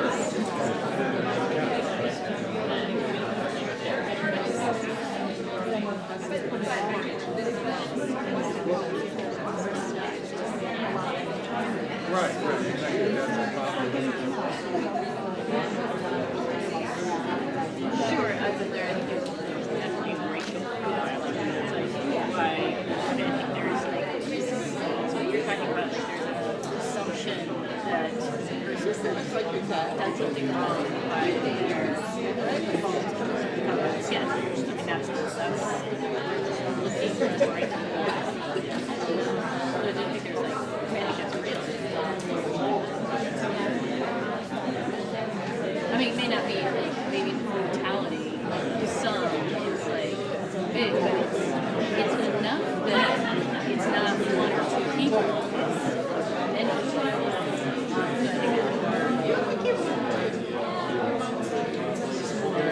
And one of the things that's very recently is that the body is actually really good because there's a lot of, you see the things where it's really bad, but what you don't see all the time is false claim, and they have the evidence, and so they're actually sure. I mean, it's Texas, like, for people who are actually doing it. But that doesn't, that's publicity, it's just like that on YouTube. The good things. The good things.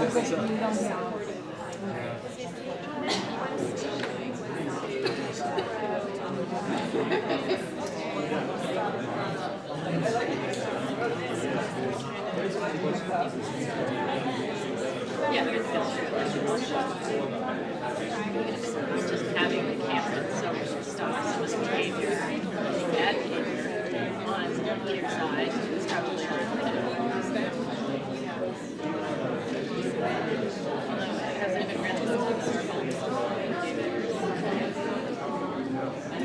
well, I'm reading it now. It's about it's like they have like 24-hour cameras on all these people saying that if like everything was recorded, like all crime ceased to exist because everything's actions were being recorded. It's definitely the same idea. I suppose it's you know, privacy is gone. Maybe I'm sorry.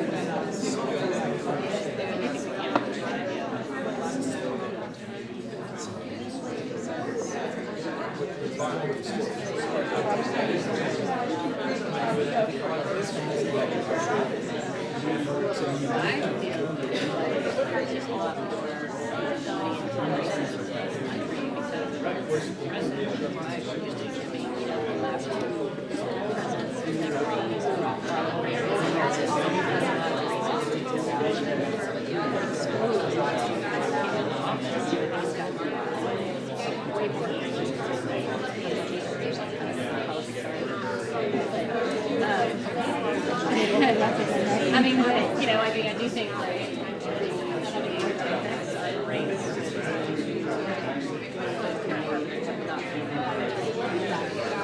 Other than just cheering.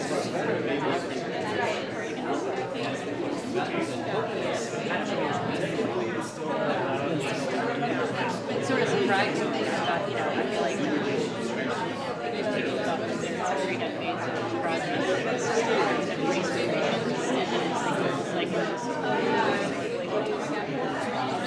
Maybe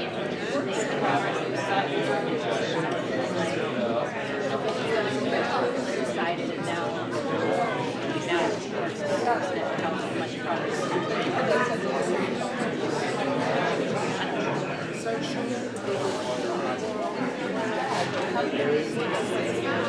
But it's definitely like a big riots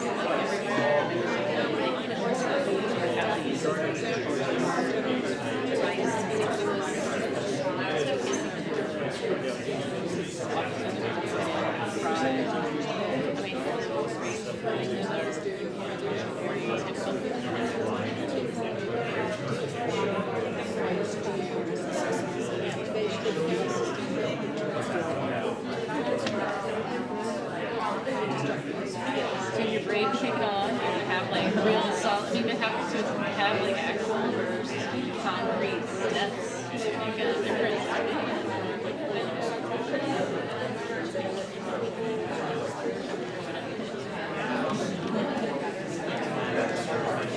Are your friends, like, do they know what you're doing? People in my class that we did the contest, they know. So everybody, like, was encouraged to do it? Yeah. Which is really interesting. I mean, like, we didn't know I won. What'd you say? Like, few of us didn't know I won. They still say that. I know. So your teachers, like, were there a couple teachers, or like one teacher that's very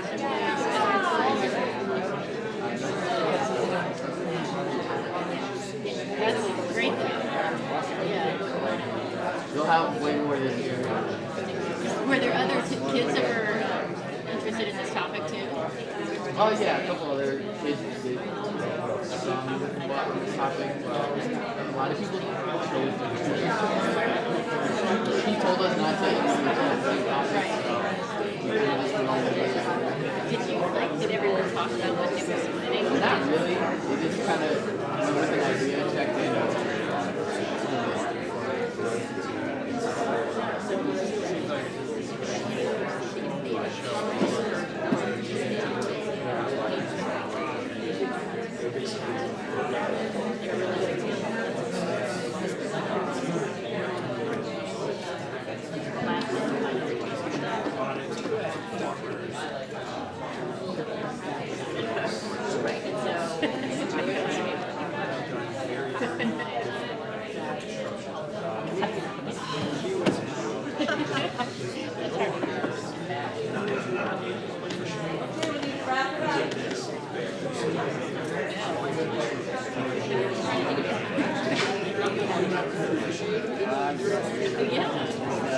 Tell me recently.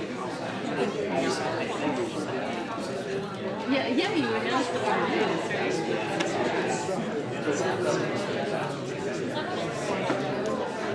So what do you do to like promote your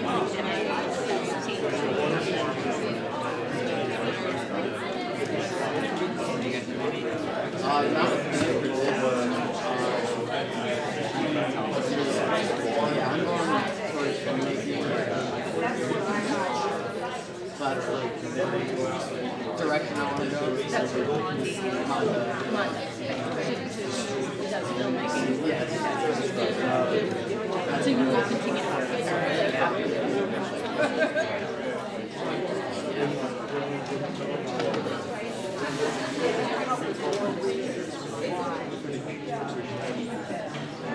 So junior year, are you like going to school and everything? Not really, not yet. So, can we just come back together and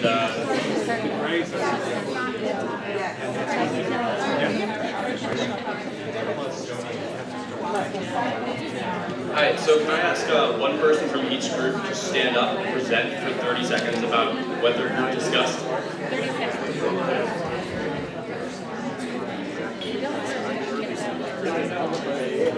You want to go first, Zach? Go for it.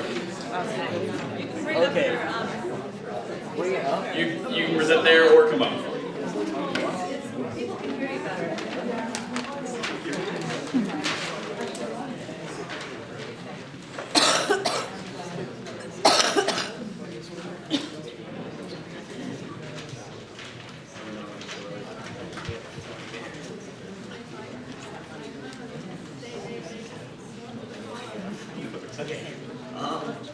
Okay, so my table is with Austin, is the relationship between citizens and the police force. And we talked about how we thought it was really brave of him to take on this topic that's obviously very relevant and prominent right now in our country and our society. With riots happening now, and it's become more prominent, more visible in recent years. Too, we talked about why we thought that had arisen. And we also said that we liked how he had concrete goals and solutions to issues, that he knew he wanted to have community discussions, and he had ideas of where he wanted to go with his solution. And yeah, we just thought it was very brave for him to take on such a sensitive and big issue, like race relations with policing.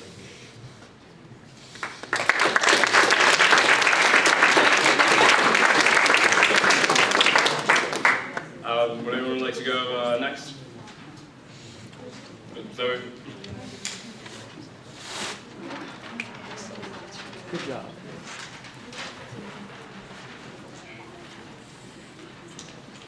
Okay, so we had Max's group, and he focused on the watershed system in New Zealand. And what we really liked is he focused on the 20-year span. So it's like a time span that a lot of people can connect to, because older people have been around in that span, so they can understand when the water was cleaner. And also younger people can kind of see it as well. We liked how he had a big vision, but he was starting small, because it's kind of hard to go top down and focus on the issue as a whole. So we liked how he was starting at like the stream in his backyard and then moving on from there. Yeah, and we just thought it was really cool how he was using his father's connection in the factory to kind of go from there and stop the runoff and start planting trees to actually stop the runoff. And we think he's really, you know, doing some cool things, so we're excited.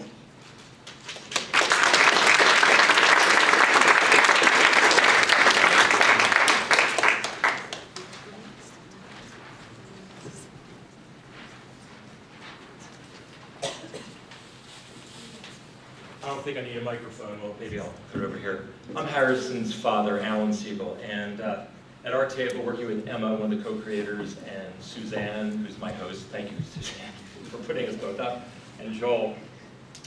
We were talking about the coastal cleanup video that Harrison did and what that could lead to. And I was thinking, you know, we were talking kind of about the genesis of the project. There was a coastal cleanup in our neighborhood anyway. It happens yearly. And along with the incentive of the Teen's Dream video contest, Harrison and his friend, it was the perfect combination to celebrate the great effort that happens in our community, create a video, win an award. That's great incentive. So, I mean, honestly, the contest in and of itself is a great way to get this message out.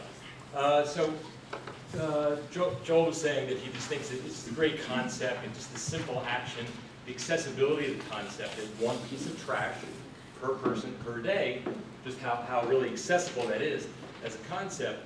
And then, you know, you think about the scale that Harrison mentioned, 40 million Californians. So if you get suddenly 40 million people picking up a piece of trash a day, that's great.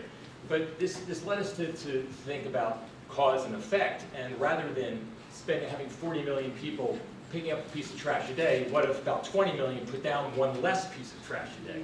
Or 40 million people put down less per day.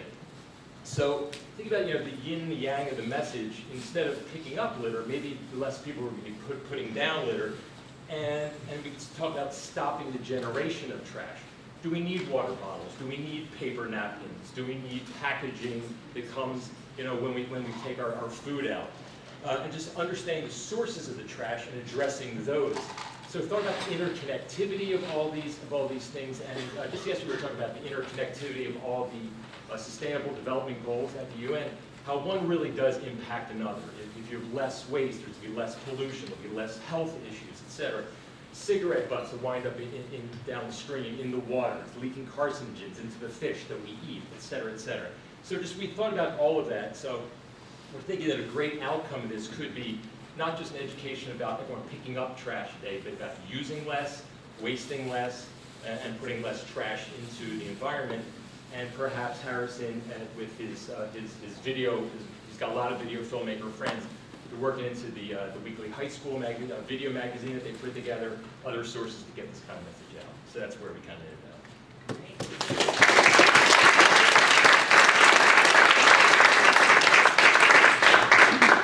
Would anyone else like to share? Yep. Oh, did you guys fill out your paper? We didn't fill out any paperwork. That's all good. That's all good. Hi, we're at Lizzie's table, and we got right off into the conversation about genetics and genealogy and similarity, and the fact that probably 99.99% of us are multicultural, whether we know it or not.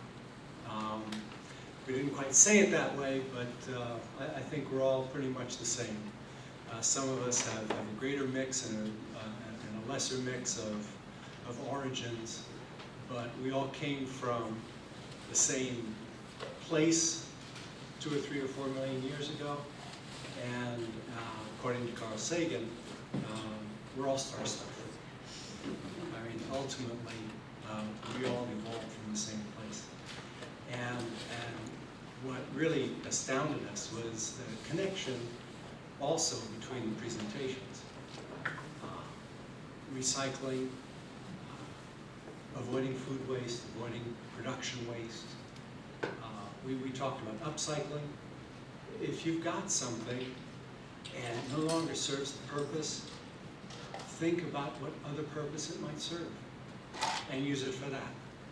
If you've got an old box, maybe it's a clothes hamper now. If you've got an old armoire, maybe it's a video center. And instead of thinking about just putting it out on the curb and buying new, think about reusing it. And our conversation kept on going, so I'll stop it there. Thank you very, very much.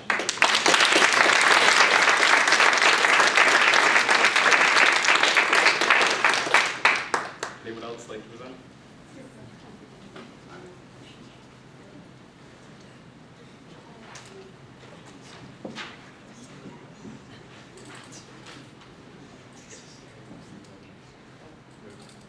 My assistant.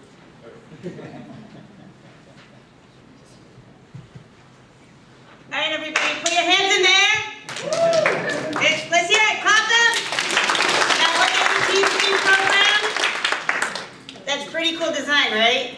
Yeah. All right, I'm Sophia's mom, Rochelle, and at our hub we talked about art and how it transcends culture. Can I get a hey? Hey. See? It transcends personalities, it transcends all different nations around the globe, and we feel often excited to jump in, join in on a good beat, appreciate, Van Gogh's Starry, Starry Night, etc. So we talked about what art is and, how basically we've been missing this all along. It's one of the easiest tools that we have to match one of the UN sustainability goals.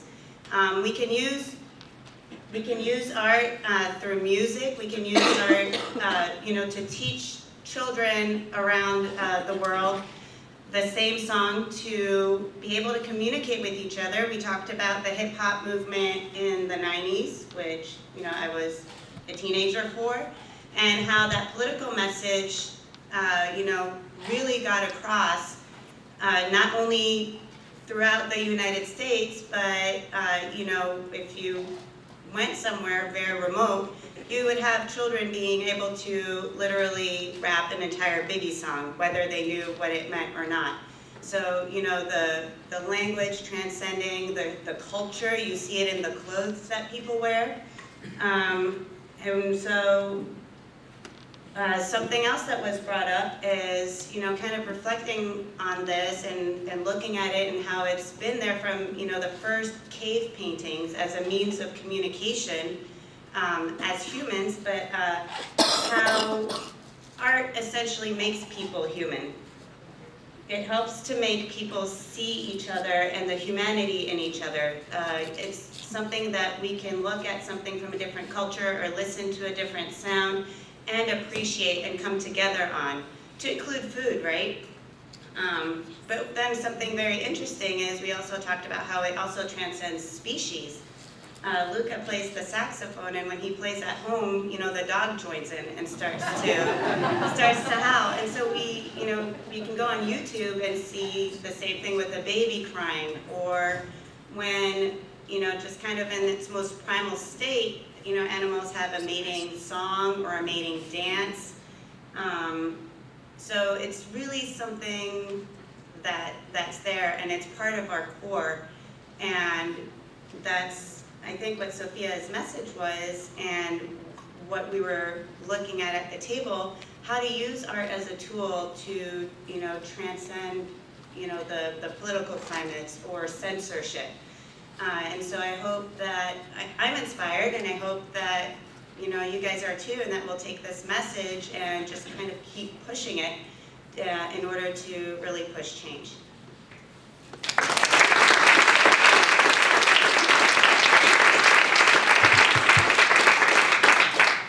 Do we have any other volunteers who would like to stand up and present?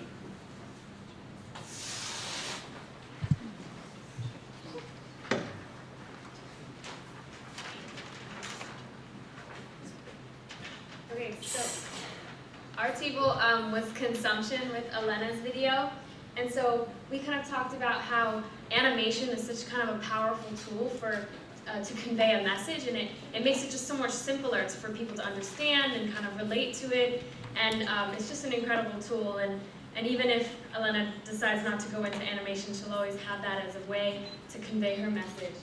And so we also talked about kind of food portions. And so as individuals, we need to kind of think about how we can be more responsible with our portions.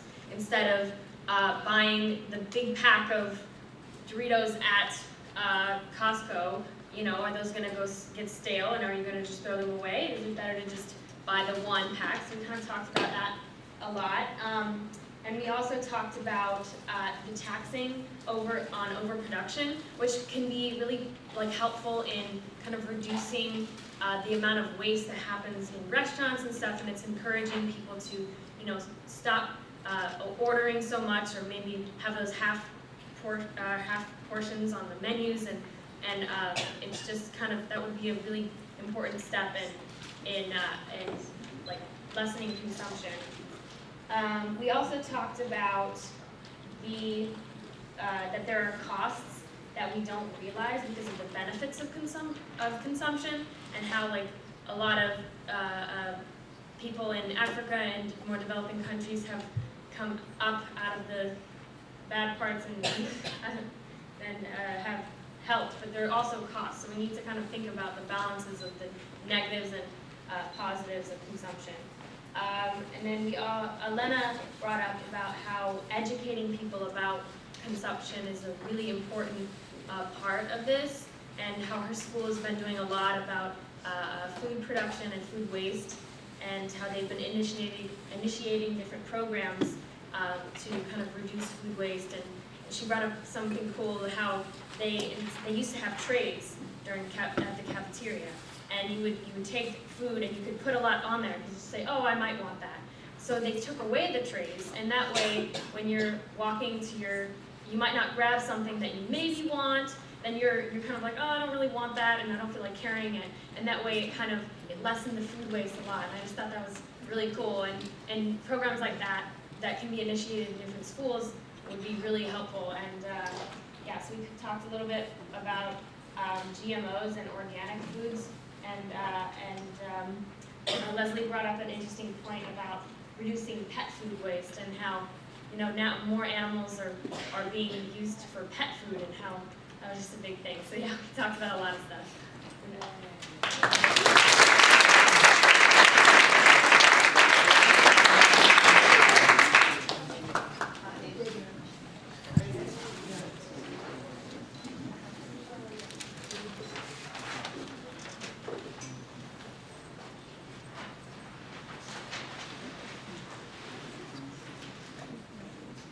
So we were at William's table about food waste, and we talked a lot about ways that we could help William pursue his dream, and ways that it could,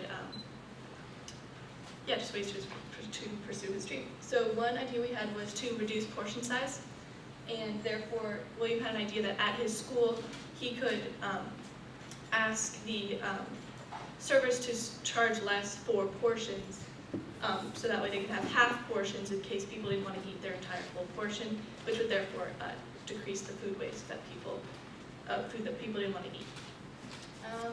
We also talked about how it's hard at school to try and balance between healthy food and food that people actually want to eat, because many schools will try to serve vegetables, but that of course is not appealing to young children. And William, do you want to? And of course, at the same time, we can't just serve French fries every day, although it's going to be very popular and there's going to be much less food waste. We can't do that just to keep children in good shape. Another big problem is kids usually don't have enough time to eat in the canteen. Most of the time they are rushed, they just want to go outside and play. A solution to this is keep them in the canteen for a fixed time, and after they're going to be it's going to encourage them to finish their plate, because they won't have anything else to do after. So they're just going to stay in the canteen for maybe 45 minutes, and after they're going to hopefully finish their plate. Another big thing is moving the recess before lunch. This can reduce the food waste. Although it's ingrained in our culture to have recess after lunch, putting the recess before lunch increases the appetite of students, which would also decrease food waste. And also we should put discounts on ugly foods and ugly foods and food that is nearing its expiration date.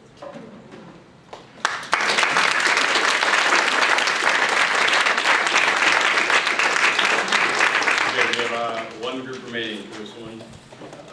Oh, sorry, two groups.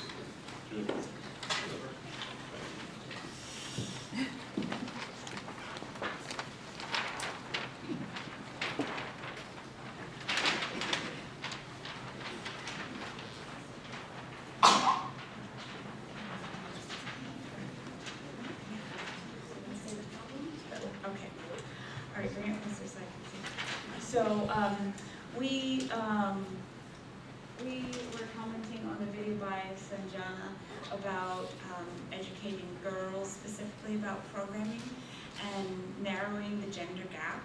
And what we quickly realized that the gender, for programming, is that the gender gap in what girls are supposed to like and what boys are supposed to like is not just limited to programming. And we had different stories brought up into the table about feeling like an outsider, just like Sanjana said when she went to her first class.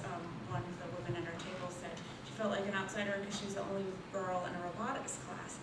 And then another woman at our table said, well, I go to an all-girls school, so nobody's an outsider. So anybody could do whatever, and their robotics programs were flourishing.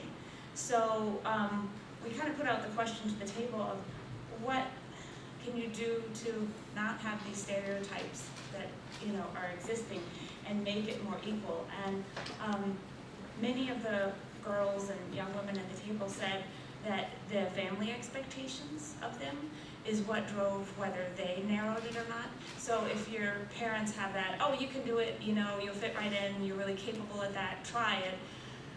But if their parents were anxious about something and said, well, I don't know if you'll have any friends in the class and you might be the only girl, then they'll inherit that. So, you know, a really quick solution was being a parent that is a can-do parent and finding opportunities for them to excel, whether it's in a mixed gender environment or a solo gender environment.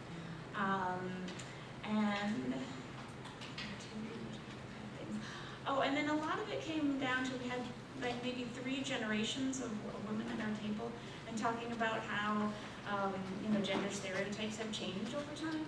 In my generation, growing up in the 70s, was all the Holly Hobby message of, you know, girls can do it, you know, and the 70s with women's rights. And I was really surprised to learn that a lot of the girls still had the you run like a girl comments. So it's still something that is going on in our culture, and we realize that you can't just kind of not talk about it and do everything equal, and you and your spouse, you know, do whatever you want. You actually have to actively reject the bad thing. Like, you have to be the anti-racist. You have to be the, you know, you have to talk about why it is bad for the handyman to assume your husband will fix something for you. And you can't just be like, you know, neutral and not say anything and expect your kids to feel empowered. So it was just a good conversation through 3 generations of how to feel empowered and how to encourage, you know, a couple different ways to encourage girls to excel in whatever their interests are. Thank you.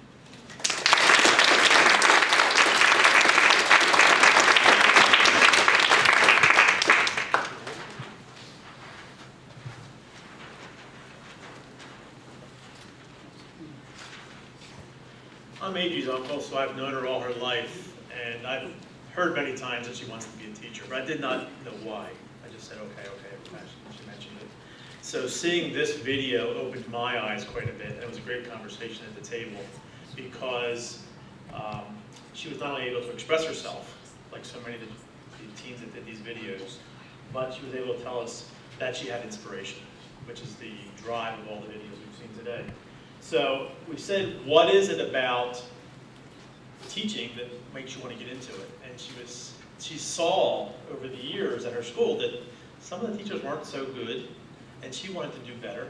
And then she had the inspiration of the gentleman in her video that started teaching really well in New York City, is that what it was? And then now he's in Atlanta and has this whole new big program where teachers are learning to involve their students, and that's what you want to do. And that was the inspiration. And so she went through this list where she was realizing the teacher should be not only accountable, and you hear a lot about that today, but they should also be very involved. And she also mentioned that she wants the parents to be more involved. That she learned that a lot of times in parent-teachers meetings, it's the parents that come in and talk with the teacher for students that are doing well. She wants to engage the parents of the students that aren't doing so well and make that part of that parent-teacher association. And that's what the gentleman's doing in the video, and then you get a lot of inspiration from that. She also mentioned that she thinks schools and teachers should be more motivated to work with the communities. You put that down there as well. And I just want to say that the gentleman at the table was also talking about how, as a professor, and I believe you're a professor since you said that, professors aren't really told how to teach. They're in a college for their expertise. And you thought that was interesting, that you have that, because you were saying you might be either an elementary school teacher, a high school teacher, maybe even a professor. But there's going to be different ways you do that teaching, depending on what you decide to do. And we also talked about what schools are best, because all these students are going on to college, or I'm assuming most of them are. So which college do you pick? Which one's going to give you the best opportunity to achieve your dream that you put in your teen screen video? And so we talked about that a little bit as well.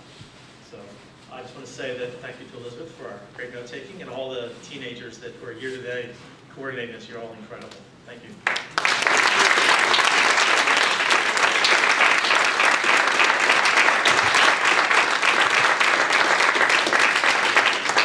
All right, so next I'd like to bring up Sophia.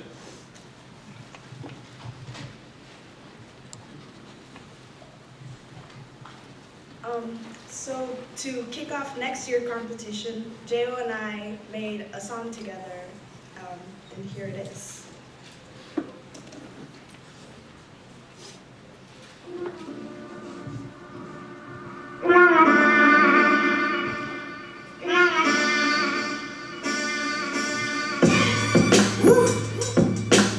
Sophia. Hey, Jay. Are they ready? No way. Well, let's go either way. So we're here with Teens Dream and we're trying to make a change. Gonna start a revolution and we're on the first page. We don't care about your age, we don't care about your race. We're just trying to strive for greatness, you can't put us in a cage. Make the world a better place with the things we do or say. I'm not talking about tomorrow, man, let's make a start today. With the future of today and we're gonna pave the way. If you're with Teens Dream, say hey. It could be something personal you've wanted to achieve. You can focus on communities or have a global dream. Yeah, the world's going crazy and it's obvious to see, but know that anything is possible, you just need to believe. So we're here with Teens Dream and we're gonna make a change. Gonna start a revolution and we're on the first page. Here with Teens Dream and we're gonna make a change. Gonna start a revolution and we're on the first page. Here with Teens Dream and we're gonna make a change. Here with Teens Dream and we're gonna make a change. Here with Teens Dream and we're gonna make a change. I'm not talking about tomorrow, man, let's make a change today.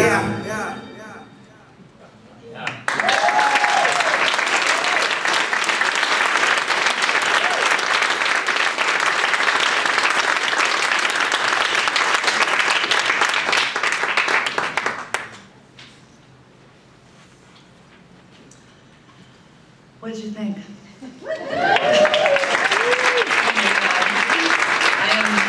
Lost without words. I am just blown away.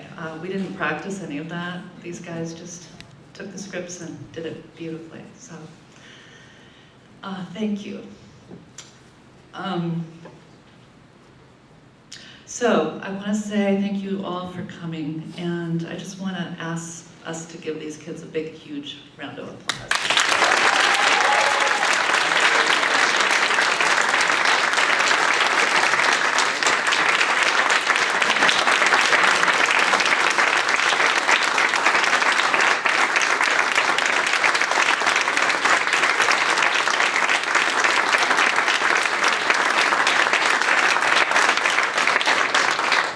So we honor our winners, all our submitters, all our team co-creators, all of them. So today we're kicking off our fourth year, our fourth competition. We've had about 180 submissions from all over the world. They're all on our map from over 20 countries. And we really want you to help us get the word out about this competition to teachers, to all types of teachers, to students all over the world. They have till January 5th to submit a 2-minute YouTube video, or video. So they've got a couple months. So please help us spread the word. I want to take this moment to say thank you to everybody over the last couple of years who have supported us. There's so many of them in this room. I can't list you all, but and thank you also for those of you that have helped fund this, because we are a nonprofit, the Global Collab Network, and we are all volunteer except for our webmaster. And this runs on a teeny budget of less than $10,000. So thank you to all of you who have contributed, and if you haven't, if you're inspired today, you can write a check and put it in the basket, put a donation on our website. You can buy a t-shirt for $25. And so I wanted to say that we are going to honor each of our winners by giving them a certificate in a minute. And each of them got a check for $100, and our grand prize winner, Elena, got a $500 check. But I think for them, the experience and coming here and engaging with their mentors and meeting all of you was the ultimate prize. We will take a photo of them, and before we do that, I'd like to ask my amazing friend Julie Murphy to come and say a few parting words.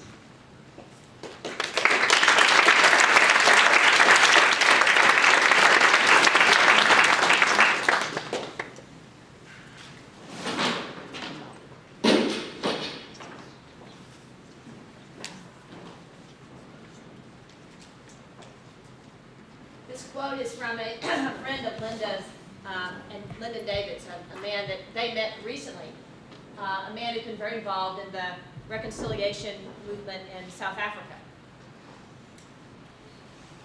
And we felt it did capture so much of what Teens Dream is trying to do. what we'll continue to try to do. And when I read a little bit about this man, about Chris and his work in South Africa, around equality and justice, freedom, I was struck by a particular niche, a dialogue that he championed called Finding Ways to Walk Together. And that's what Team Stream does. Young people all over the world find ways, they come up with a dream to walk, to move forward this world together. And that's what we've done for the last 3 years, is what we'll continue to do. I want to thank you as someone who's been involved. And all those who were in this room who didn't submit a video, we are with you, walking together, finding ways to move forward, to make a better world. And I thank you and look forward to continuing to collaborate with all of you on all these important issues going forward. And now I'd like for Asia and Aiden to come forward, and let's present our certificates to our winners.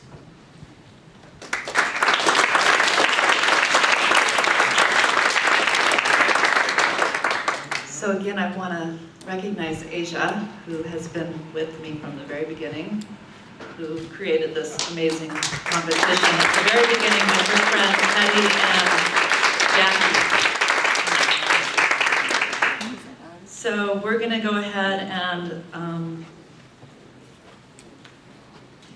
ask each of the winners to come up and get their certificate.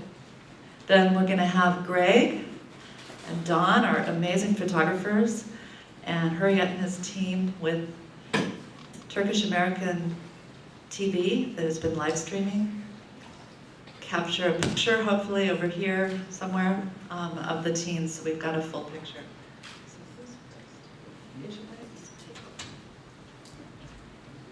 Hi guys.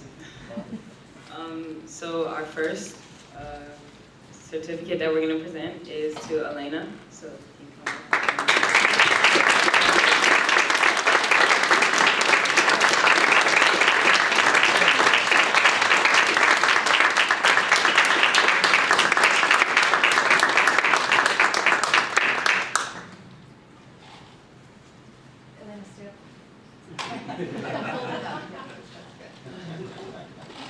Our next certificate is for Sophia.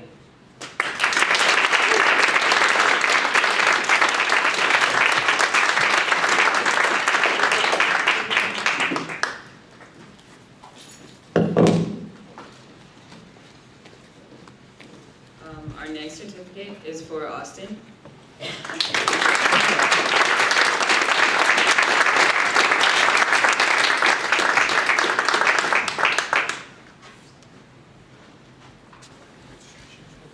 Our next certificate is for William.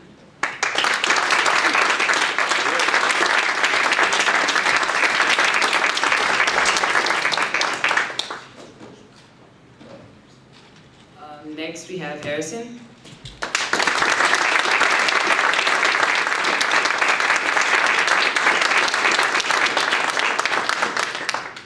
Next we have Charlie.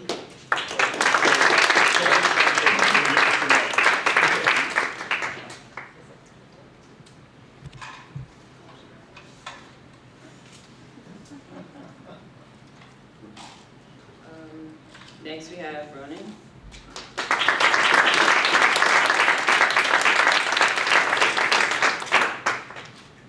And Adriana.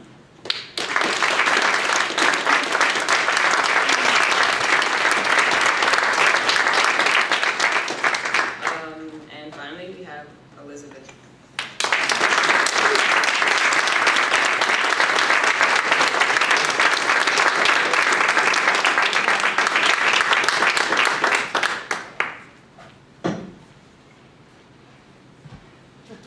So we'd like to once again say congratulations to all of you guys, and we'd love it if you guys would stand in front of our logo and take a wonderful picture.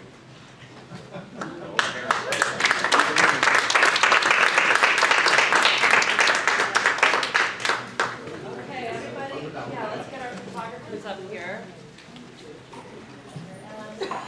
This photo. Okay,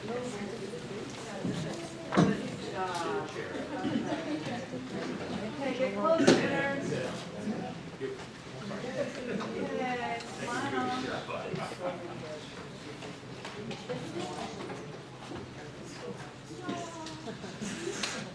smile.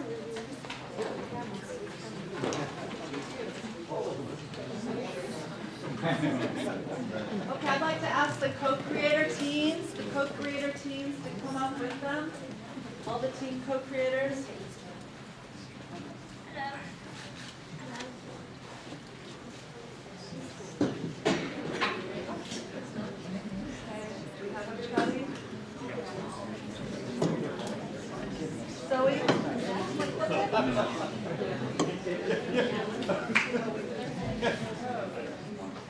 Okay, we've got one more coming, Zoe. Okay, everybody smile.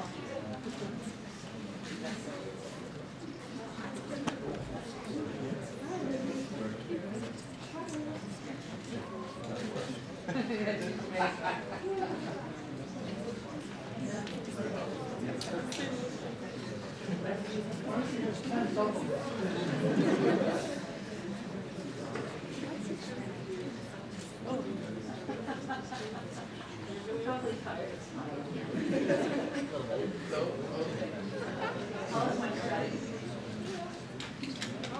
Okay, everybody, thank you for coming. For having us.